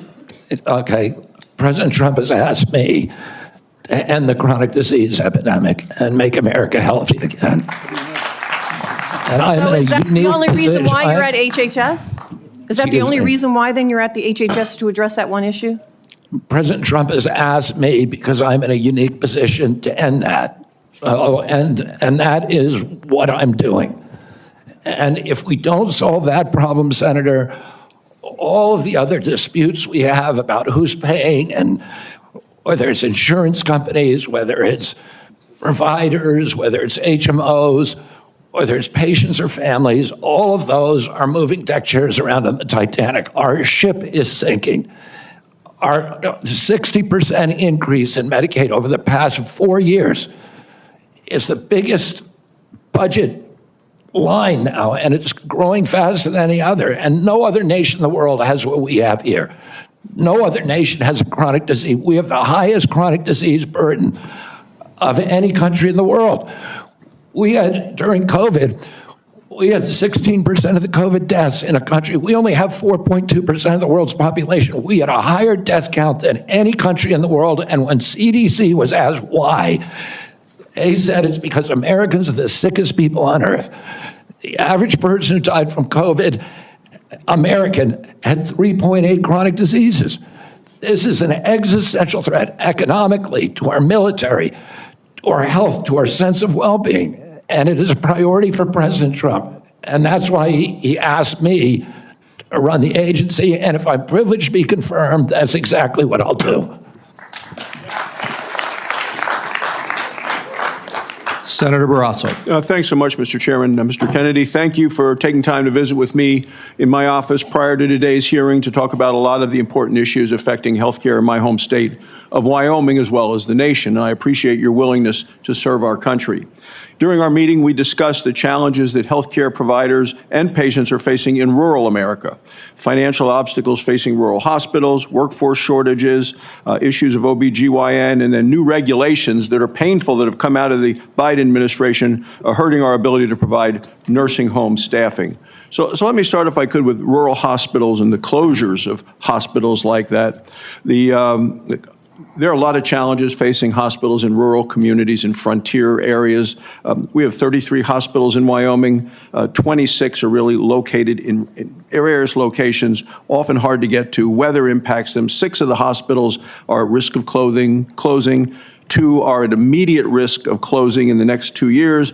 10 have had to cut available services. And this is a concern of rural hospitals in both Republican and Democrat states, either way, bipartisan. Critical that the workforce challenges, financial challenges that we're facing are addressed. Can you commit to working with us on a plan to address the critical nationwide issue of rural health care? Yes, yes, Senator. And I would say that during my visits, I visited almost 60 senators so far. And the most common unifying, I would say, issue among both Democrats and Republicans, there were 2. One was PBM reform, and the other is rural hospitals. And, our nation made a commitment over 100 years ago to put up a hospital within 30 miles of every American. We generally succeeded in doing that. It's absolutely critical. It's life-saving. And rural hospitals are closing at an extraordinary rate right now. They not only provide important health care for the localities, but also they're economic drivers for localities all over this country. President Trump is determined to end the hemorrhage of rural hospitals, and he's asked me to do that through the use of AI, through telemedicine, which these are innovations that I saw the other day. A Cleveland clinic has developed an AI nurse that you cannot distinguish from a human being, that has diagnostics as good as any doctor. And we can provide concierge care to every American in this country, even the remote parts of Wyoming, Montana, Alaska, et cetera. We also have opportunities at HRSA and at the GME to finally live up to GME's mission of providing personnel to rural hospitals. And I intend to use all of my power, because I've seen the priority that is given by both Democrats and Republicans on this committee. I intend to make that a priority if I'm privileged to be confirmed. Well, I appreciate it, because often with financial strains on a local hospital, one of the common services to be cut in rural hospitals is maternity services. So now we have women in Wyoming having to drive over 100 miles to access care. 13 counties in Wyoming don't have access to OB. And we're talking counties larger than the states of Vermont, New Hampshire, Rhode Island, Connecticut, New Jersey, Delaware, counties larger than those whole states. So will you commit to working with my office to find solutions to help address these specific maternal health challenges in rural America? Yes, Senator, I look forward to it. Another issue we specifically spoke about with this harmful Biden administration rule that have really been bad for our rural nursing homes. And it's a rule that would triple the registered nurse requirements in nursing homes. This is going to lead, there just aren't enough registered nurses in our state to be able to comply with this. This would lead to nursing home closures across our state. Will you commit to working with me to fix this serious problem that it was a result of a rule that came out by the Biden administration, who clearly doesn't understand rural America? Yes, Senator, I think the rule was well-intentioned, but as you've said, and I've heard from many rural senators, it will be a disaster for their states. Some of the nursing homes, these are staffing rules that require 24-hour staffing by medical professionals. Some of the nursing homes in rural areas simply do not have the available personnel or the economics to be able to do that. It will mean the closure of nursing homes in rural areas across our country, which means the parents, the elderly parent, will be moved a great distance from the local community and their family. And we know that the single greatest driver of high-quality nursing home care is the involvement, the proximity of family members. When you move that nursing facility away from the community where the kids live, you're going to get much worse care. So the intention, although it was noble, was in reality, for rural areas at least, it is going to be a disaster. Thank you. Thank you, Mr. Chairman. Thank you. Senator Johnson. Mr. Kennedy, welcome. Thank you for being here. Thank you for your decades-long advocacy for a clean environment, for children's health.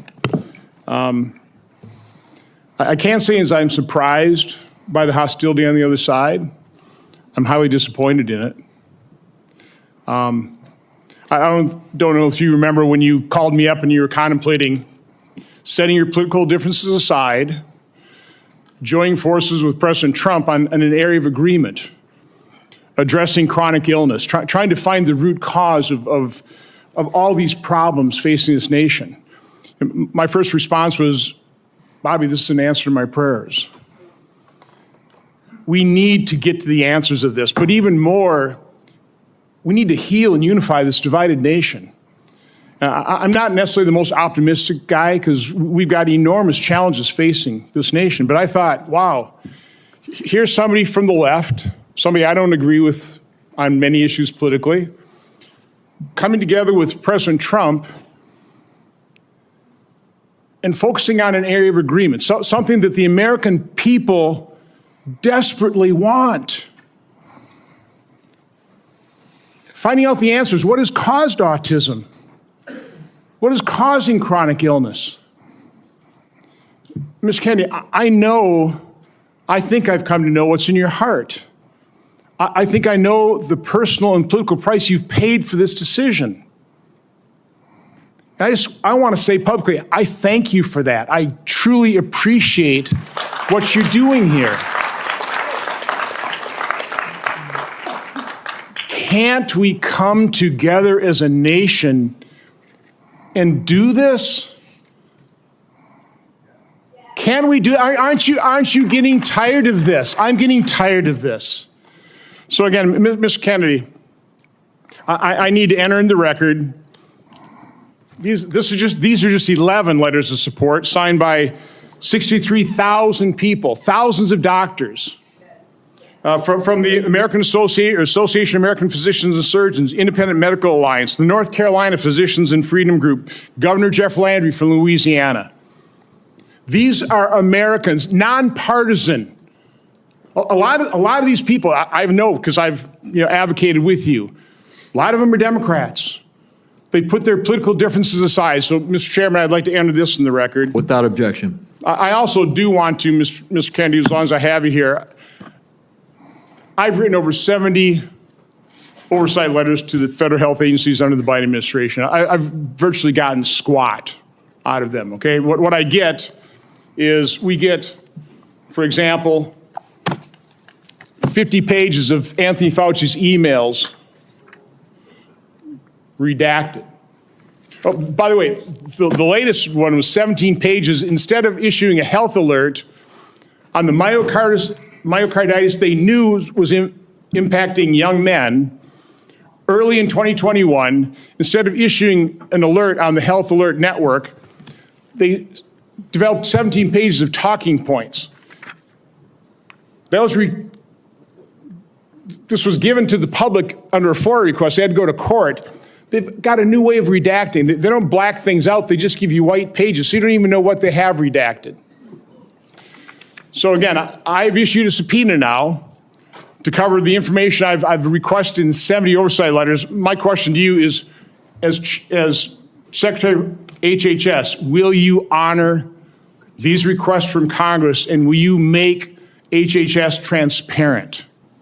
Yeah, my approach to HHS, as I said before, Senator, is radical transparency. Democrats and Republicans ought to be able to come in and get information that was generated at taxpayer expense, that is owned by the American taxpayer. They shouldn't get redacted documents. Public health agencies should be transparent. And if we want Americans to restore trust in the public health agencies, we need transparency. I want to say something about what you first said. When I launched my campaign, it was about uniting Americans, Democrats and Republicans. There's no issue that should unite us more than this chronic health epidemic. There's no such thing as Republican children or Democratic children. These are our kids. 66% of them are damaged. I know what a healthy kid looks like because I had so many of them in my family. I didn't know anybody with a food allergy growing up, peanut allergy. Why do 5 of my kids have allergies? Why are we seeing these explosions in diabetes, rheumatoid arthritis, neurological diseases, depression, all of these things that are related to toxics in the environment?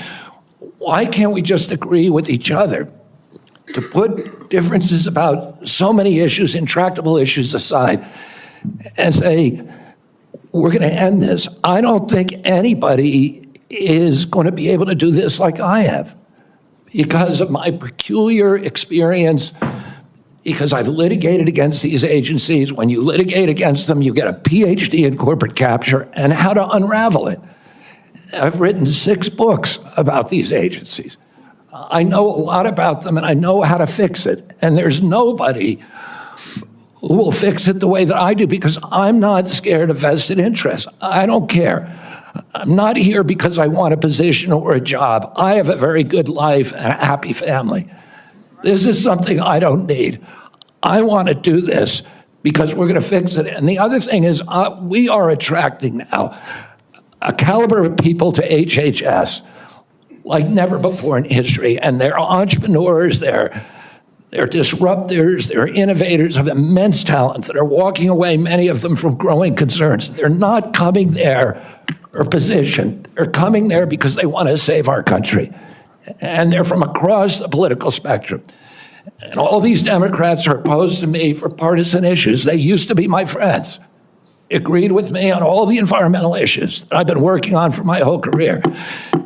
Now they're against me because anything that President Trump does, any decision he makes, has to be lampooned, derided, discredited, marginalized, vilified. We need to move on. Senator Warren. Thank you, Mr. Chairman. So, Mr. Kennedy, I want to start with something that I think you and I agree on, and that is that Big Pharma has too much power in Washington. You've said that President Trump asked you to, quote, clean up corruption and conflicts. Sounds great. You've said that you will, quote, slam shut the revolving door between government agencies and the companies they regulate. That also sounds great. So here's an easy question. Will you commit that when you leave this job, you will not accept compensation from a drug company, a medical device company, a hospital system, or a health insurer for at least 4 years, including as a lobbyist or a board member? Can you just repeat the last part of the question? Can I commit You're to not going to take money from drug companies in any way, shape, or form. Who? Me? Yes, you. Oh. Yeah, I'm happy to commit to that. Okay, good. That's what I figured. I said it's an easy question to start with. And I think you're right on this question. I don't think any of them want to give me money, by the way. Let's keep going. You're right because to say yes, because every American has the right to know that every decision you make as our #1 health officer is to help them and not to make money for yourself in the future. So I want to talk more about money. I'm looking at your paperwork right now. In the past 2 years, you've raked in $2.5 million from a law firm called Wisner Baum. You go online, you do commercials to encourage people to sign up with Wisner Baum to join lawsuits against vaccine makers. And for everyone who signs up, you personally get paid. And if they win their case, you get 10% of what they win. So if you bring in somebody who gets $10 million, you walk away with $1 million. Now, you just said that you want the American people to know you can't be bought. Your decisions won't depend on how much money you could make in the future. You won't go to work for a drug company after you leave HHS. But you and I both know there's another way to make money. So, Mr. Kennedy, will you also agree that you won't take any compensation from any lawsuits against drug companies while you are secretary and for 4 years afterwards? Well, I'll certainly commit to that while I'm secretary. But I do want to clarify something because you're making me sound like a shill. I put together that case. I did the Science Day presentation to the judge on that case to get it into court. Mr. Kennedy, it's just a really simple question. Yeah, You've taken in $2.5 million. I want to know if you will commit right now that not only will you not go to work for drug companies, you won't go to work suing the drug companies and taking your rake out of that while you're a secretary and for 4 years after. It's just... I'll commit to not taking any fees from drug companies while I'm secretary. No. I'm asking about fees from suing drug companies. Will you agree not to do that? You're asking me to not sue drug companies, no, and I'm not going to agree to that, drug Senator. Companies as much as you want. I'm not going to agree to not sue drug companies or anybody. So let's do a quick count here of how, as Secretary of HHS, if you get confirmed, you could influence every one of those lawsuits. Well, let me start the list. You could publish your anti-vaccine conspiracies, but this time on U.S. government letterhead, something a jury might be impressed by. You could appoint people to the CDC vaccine panel who share your anti-vax views and let them do your dirty work. You could tell the CDC vaccine panel to remove a particular vaccine from the vaccine schedule. You could remove vaccines from special compensation programs, which would open up manufacturers to mass torts. You could make more injuries eligible for compensation even if there is no causal evidence. You could change vaccine court processes to make it easier to bring junk lawsuits. You could turn over FDA data to your friends at the law firm, and they could use it however it benefited them. You could change vaccine labeling. You could change vaccine information rules. You could change which claims are compensated in the vaccine injury compensation program. There's a lot of ways that you can influence those future lawsuits and pending lawsuits while you are Secretary of HHS, and I'm asking you to commit right now that you will not take a financial stake in every one of those lawsuits so that what you do as Secretary will also benefit you financially down the line. I'll comply with all the ethical guidelines. That's not the question. You and I, you have said You're asking me, Senator, you're asking me not to sue vaccine pharmaceutical companies. Yeah, you are. That's exactly what you're doing. Look, no one should be fooled here. As Secretary of HHS, Robert Kennedy will have the power to undercut vaccines and vaccine manufacturing across our country. And for all of his talk about follow the science and his promise that he won't interfere with those of us who want to vaccinate his kids, the bottom line is the same. Kennedy can kill off access to vaccines and make millions of dollars while he does it. Kids might die, but Robert Kennedy can keep cashing in. Senator, I support vaccines. I support the childhood schedule. I will do that. The only thing I want is good science, and that's it.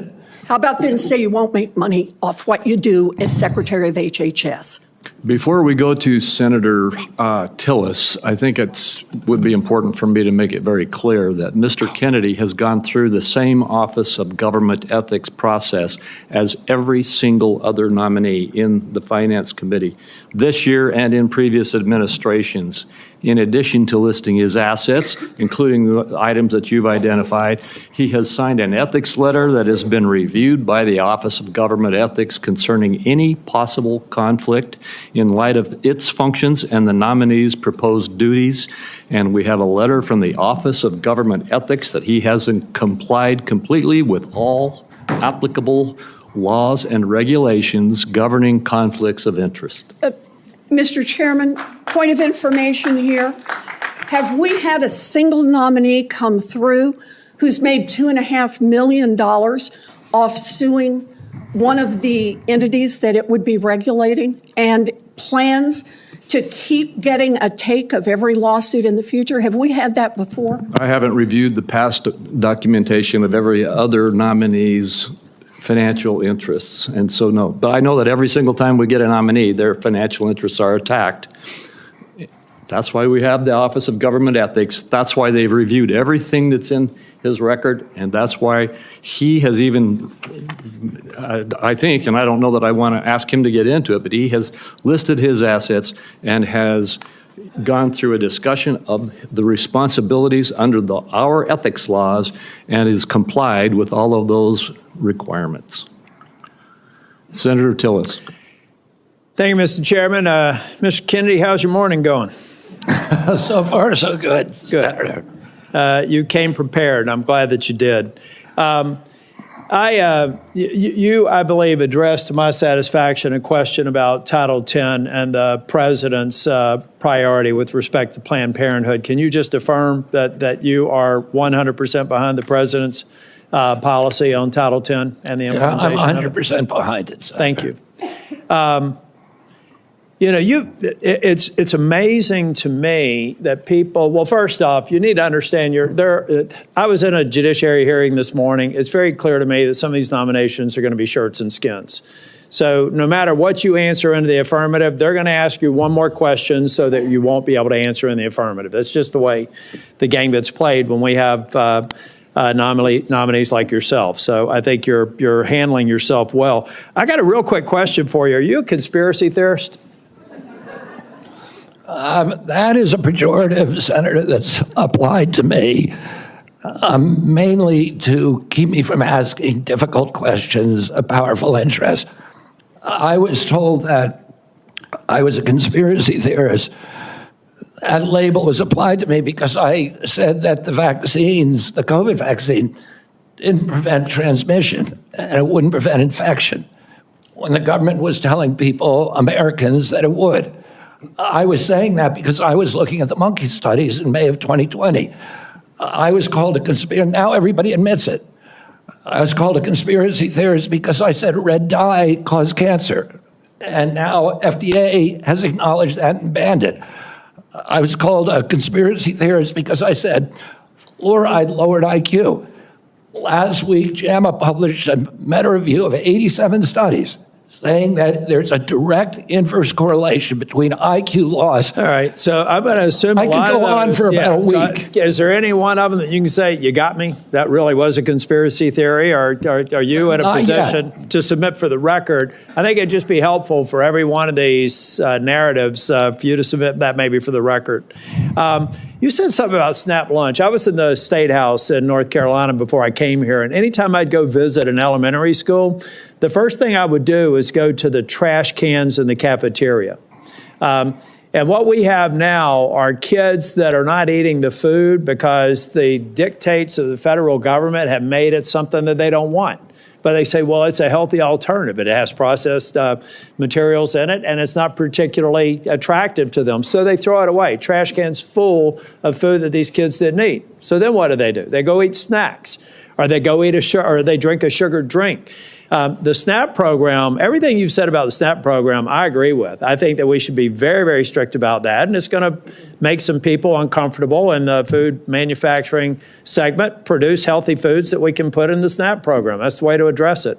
But we also need to look at the school health program. I was PTA president 21, 22 years ago at my daughter's high school, and I feel like we've got these kids that need help. We've got to guide them through a process. Many of them are probably on Medicaid, and Medicaid's failing them. Everybody here says Medicaid is sacrosanct.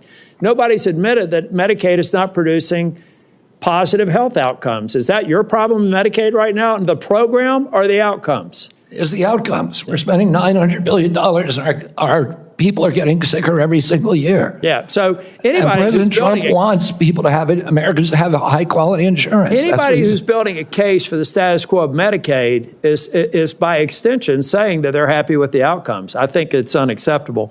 I do have a question for you on Project Warp Speed. We supported the CARES Act. We had 97 people in the U.S. Senate vote for it. Everybody here. There was only one member of Congress that voted against it, I believe. And Project Warp Speed had CDC, FDA, NIH, and BARDA very much in the mix. Now, some people think that you're going to come in here and insert yourself into those agencies in a way that's never been done before. Let's say that they're a part of a future Project Warp Speed. Is it your intent to go in and do something that's never been done before, based on my staff's research, and insert yourself in a discussion that the scientists are dealing with in those different agencies? No, Senator. What I want to do is, I'm not a scientist.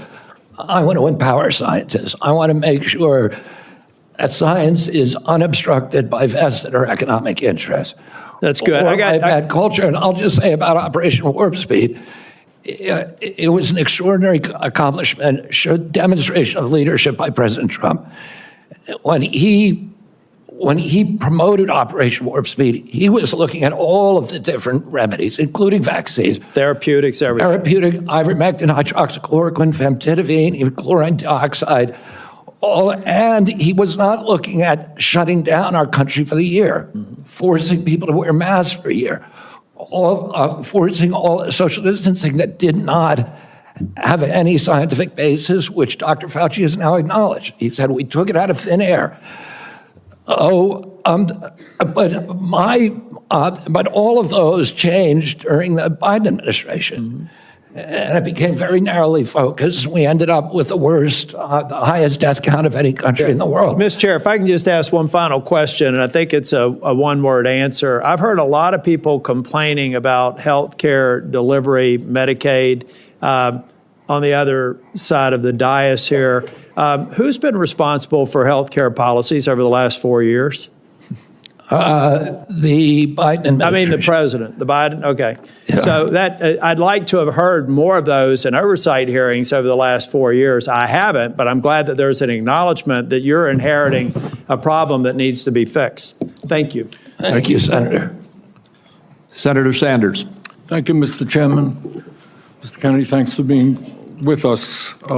I very much like the slogan that you coined, Make America Healthy Again. And I strongly agree with that effort. Despite spending, as you indicated, 2 or 3 times as much per capita on healthcare as other nations, we have 85 million people who are uninsured, underinsured. We have all kinds of chronic illnesses. Our life expectancy is lower than other countries. And for working class people in this country, they are living 6, 7 years shorter lives than the top 1%. We got a problem, okay? And I'm going to suggest some ideas that I think can remedy that. Last year, the insurance industry in this country made over $70 billion, while at the same time, 85 million Americans are uninsured or underinsured.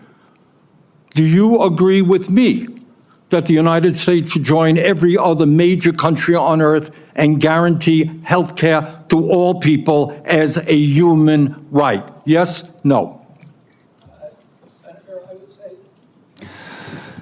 Senator, I can't give you a yes or no answer to that question. Health care a human right? Is health care a human right?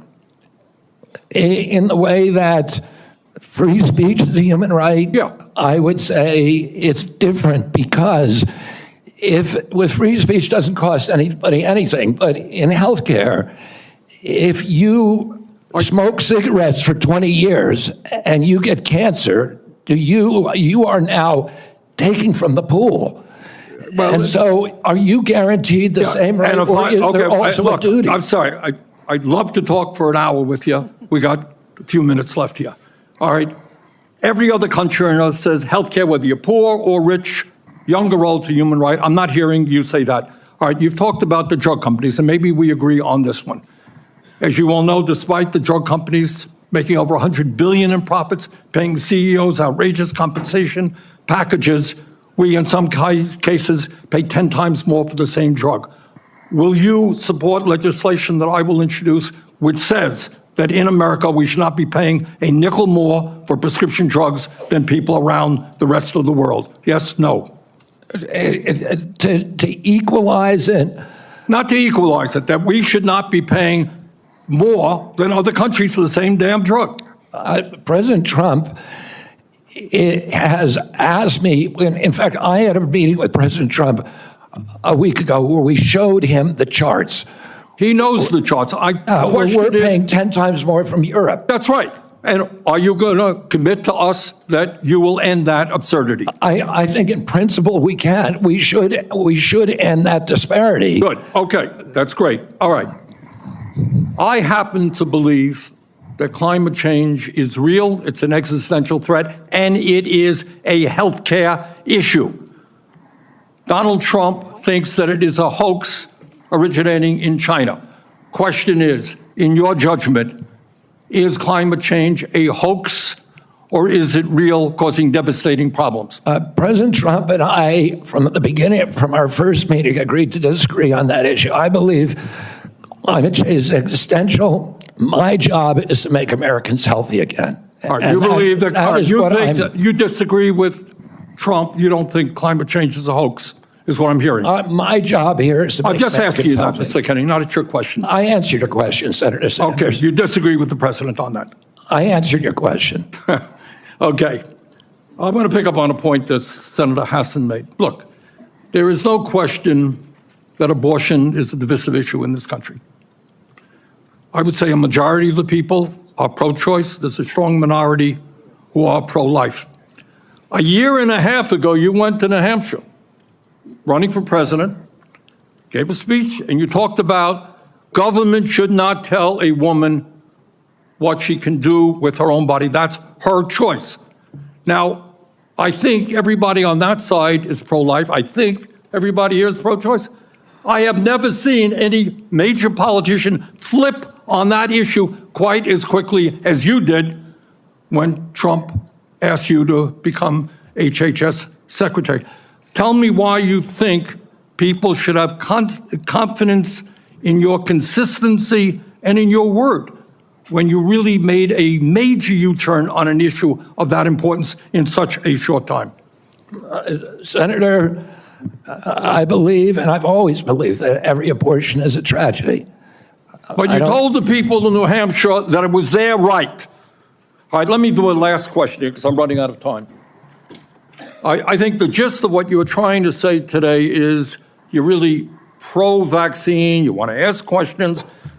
You have started a group called the Children's Health Defense. You're the originator. Right now, as I understand it, on their website, they are selling what's called onesies. These are little things, clothing for babies. One of them is titled Unvaxxed, Unafraid. Next one, and they're sold for $26 a piece, by the way. Next one is No Vax, No Problem. Now, you're coming before this committee and you say you're pro-vaccine. Just want to ask some questions. And yet your organization is making money selling a child's product to parents for $26, which casts fundamental doubt on the usefulness of vaccines. Can you tell us now that you will, now that you are pro-vaccine, that you're going to have your organization take these products off the market? Senator, I have no power over that organization. I'm not part of it. I resigned from the board. Yeah, that was just a few months ago. You founded that. You certainly have power. You can make that call. Are you supportive of this?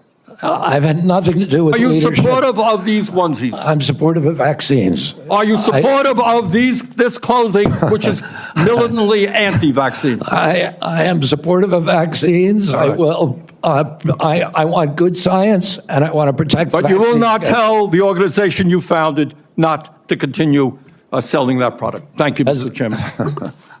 Senator Blackburn. Thank you so much, Mr. Chairman, and thank you so much for being with us today. And I have no doubt that you will be confirmed and you are going to do such a solid job for the people of this country.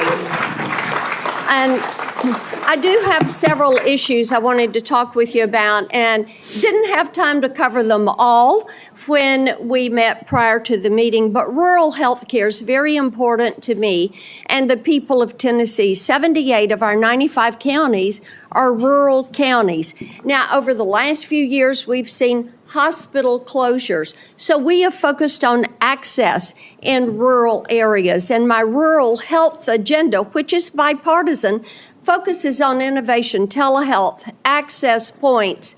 It focuses on work shortages, and also Senator Warner and I have together focused on making certain that we address the area wage index and do that fairly for our citizens that are in rural communities. So I would like a commitment from you that when confirmed, you and your CMS administrator will work with us to make certain that the area wage index is balanced and that it is fair to rural areas.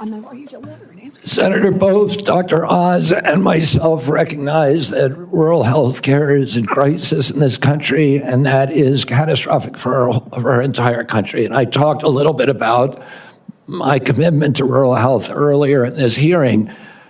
The regional price points, as you know, are set by Congress and not by HHS.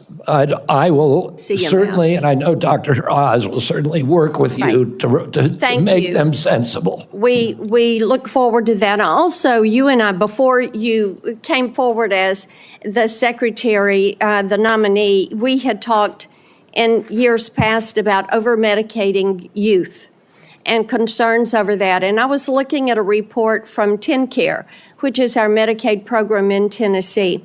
And I was concerned when I saw a number that TennCare had spent $90 million in 2024 alone on ADHD. This was 417,000 of our children. And $90 million. To me, that is heartbreaking, what is happening there. So how will you prioritize oversight of prescribing practices while promoting alternative solutions such as counseling, behavioral therapies, community-based interventions for our youth? Exactly, and that's the solution. 15% of American youth are now on Adderall or some other ADHD medication. Even higher percentages are on SSRIs and benzos. We are not just over-medicating our children, we're over-medicating our entire population. Half the pharmaceutical drugs on Earth are now sold here. 70% of the profits from pharmaceutical companies are from the United States, even though we only have 4.2% of the world's population. Not only that, but a recent study by Cochrane Collaboration founder Peter Ghosh found that pharmaceutical drugs are the third largest cause of death in our country after heart attacks and cancers. Oh, they're not making us healthier. We need community health initiatives. We need access to treatment. We need exercise. We need better food.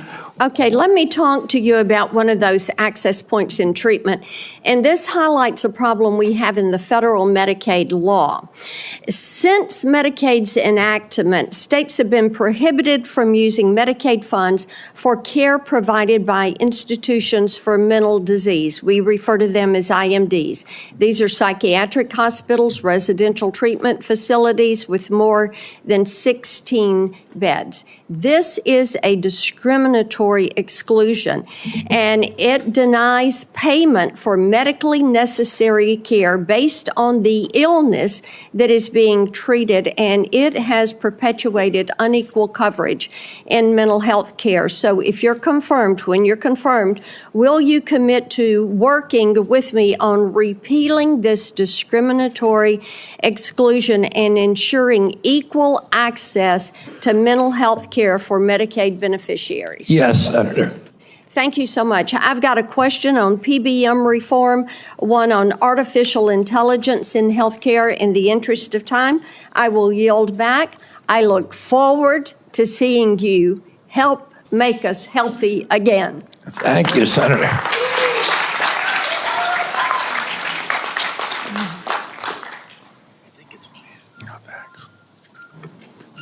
Senator Lujan. What? No, you're next. I'm next. Excuse me,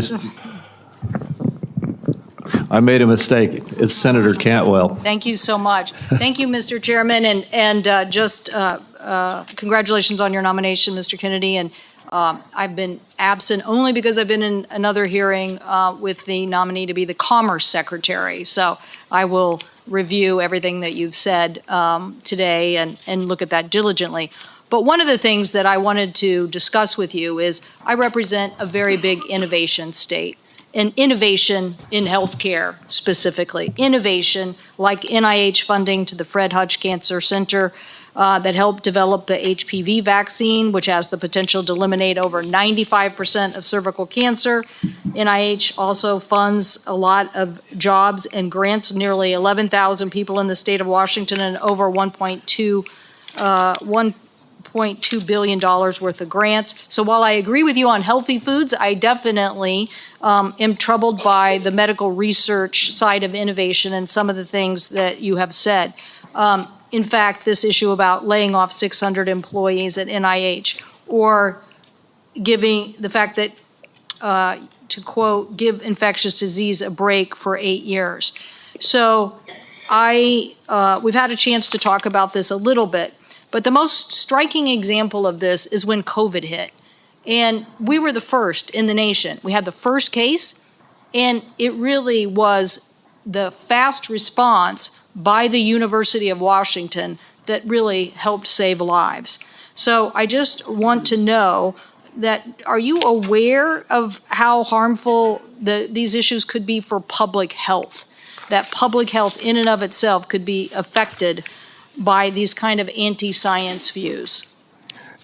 Senator, I have always been a science person, a pro-science person. I believe in evidence-based medicine and gold standard science. When I said, and I've explained this before you came in, that 600 people out of a workforce of 91,000 is pretty typical. Last year alone, President Biden replaced 3,000 people at HHS and 700 at NIH. I want to say this. I said give infectious disease a break because that's been the principal preoccupation. Infectious disease, chronic disease is 92%, accounts for 92% of deaths in this country, and almost nothing is studied at NIH about the etiology of our chronic disease epidemic. But right now, the money is going to infectious disease. But I get your point. It's an interesting point. The problem is we had to respond, and it's actually the Gates Foundation and a flu cohort that figured out what was wrong, and that we had an outbreak of COVID that was going beyond the very first case.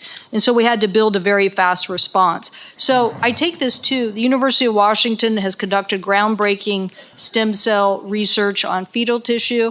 To me, I know there's probably a lot of people that may not agree with this, but we're making regenerative heart tissue now at the University of Washington. So yes or no, do you commit to protecting stem cell research for scientific agencies if confirmed? I will protect stem cell research. Stem cell research today can be done on umbilical cords, and you don't need fetal tissue. You'll protect the laws that are on the books today and the research that's done. My job is, Senator, to enforce the laws. Okay, so I want to move to PBMs because PBMs are driving up drug prices. And one of the biggest things that we need to do here, I think, in a new administration is get a handle on everything that is driving up prices and lower them. The report found that PBMs generated $1.4 billion from spread pricing. That is where they are able to basically set the price, not reimburse pharmacies, and then pocket the rest. We've had bipartisan legislation in several different committees now to get at this. What do you think the solution is?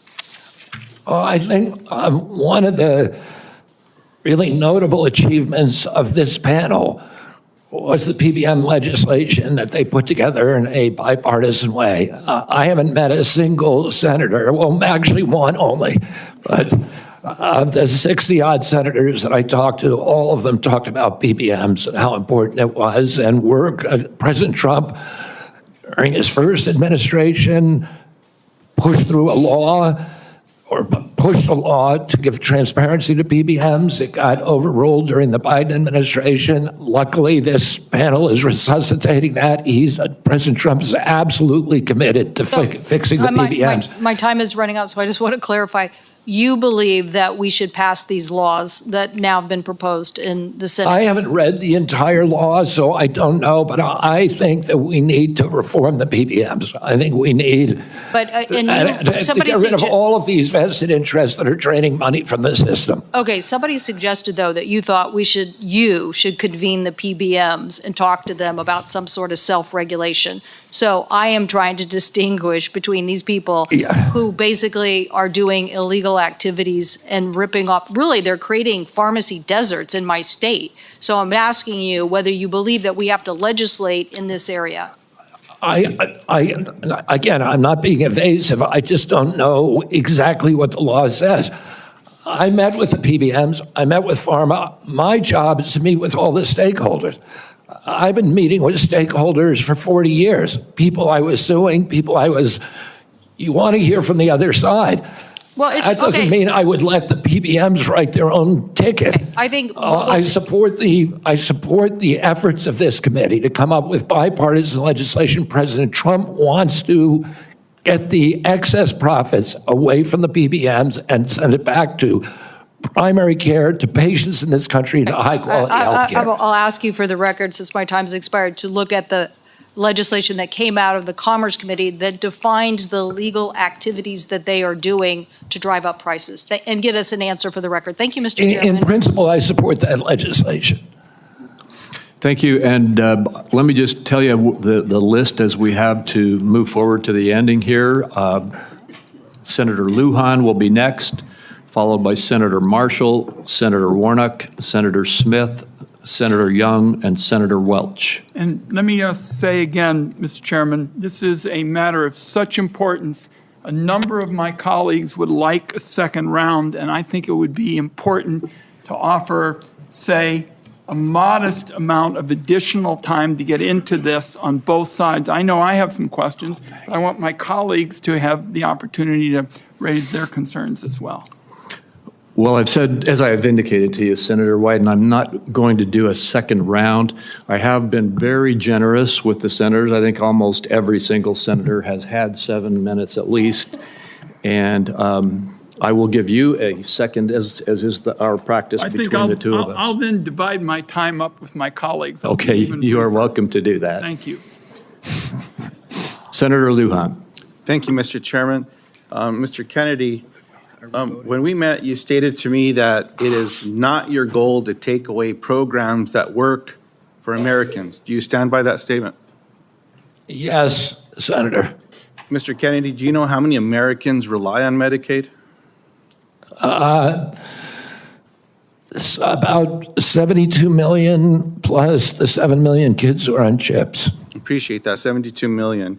Yes or no, is it important that expectant mothers and newborns have access to health coverage? Is it important that expectant mothers and newborns have access to health coverage? Absolutely, Senator. Mr. Kennedy, do you know how many babies born in this country are covered through Medicaid?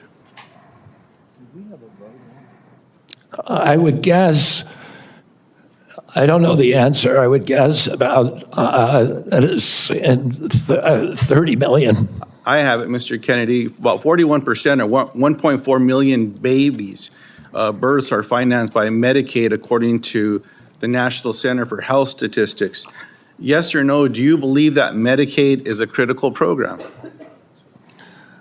I believe that Medicaid is a critical program, but that it's not working as well as it ought to be. And President Trump has asked me to make it work better, that most Americans are not happy with it, that the premiums are too high, the deductibles are too high, and everybody's getting sicker. Too much money is going to the insurance industry.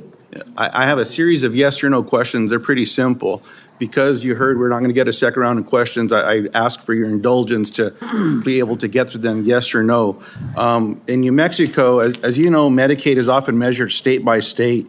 It might surprise you if you look at some of those surveys. In New Mexico, the response was 90% of New Mexicans on Medicaid report satisfaction getting care, 80% getting specialist care, 85% getting urgent care, 95% ease of filings out of focus.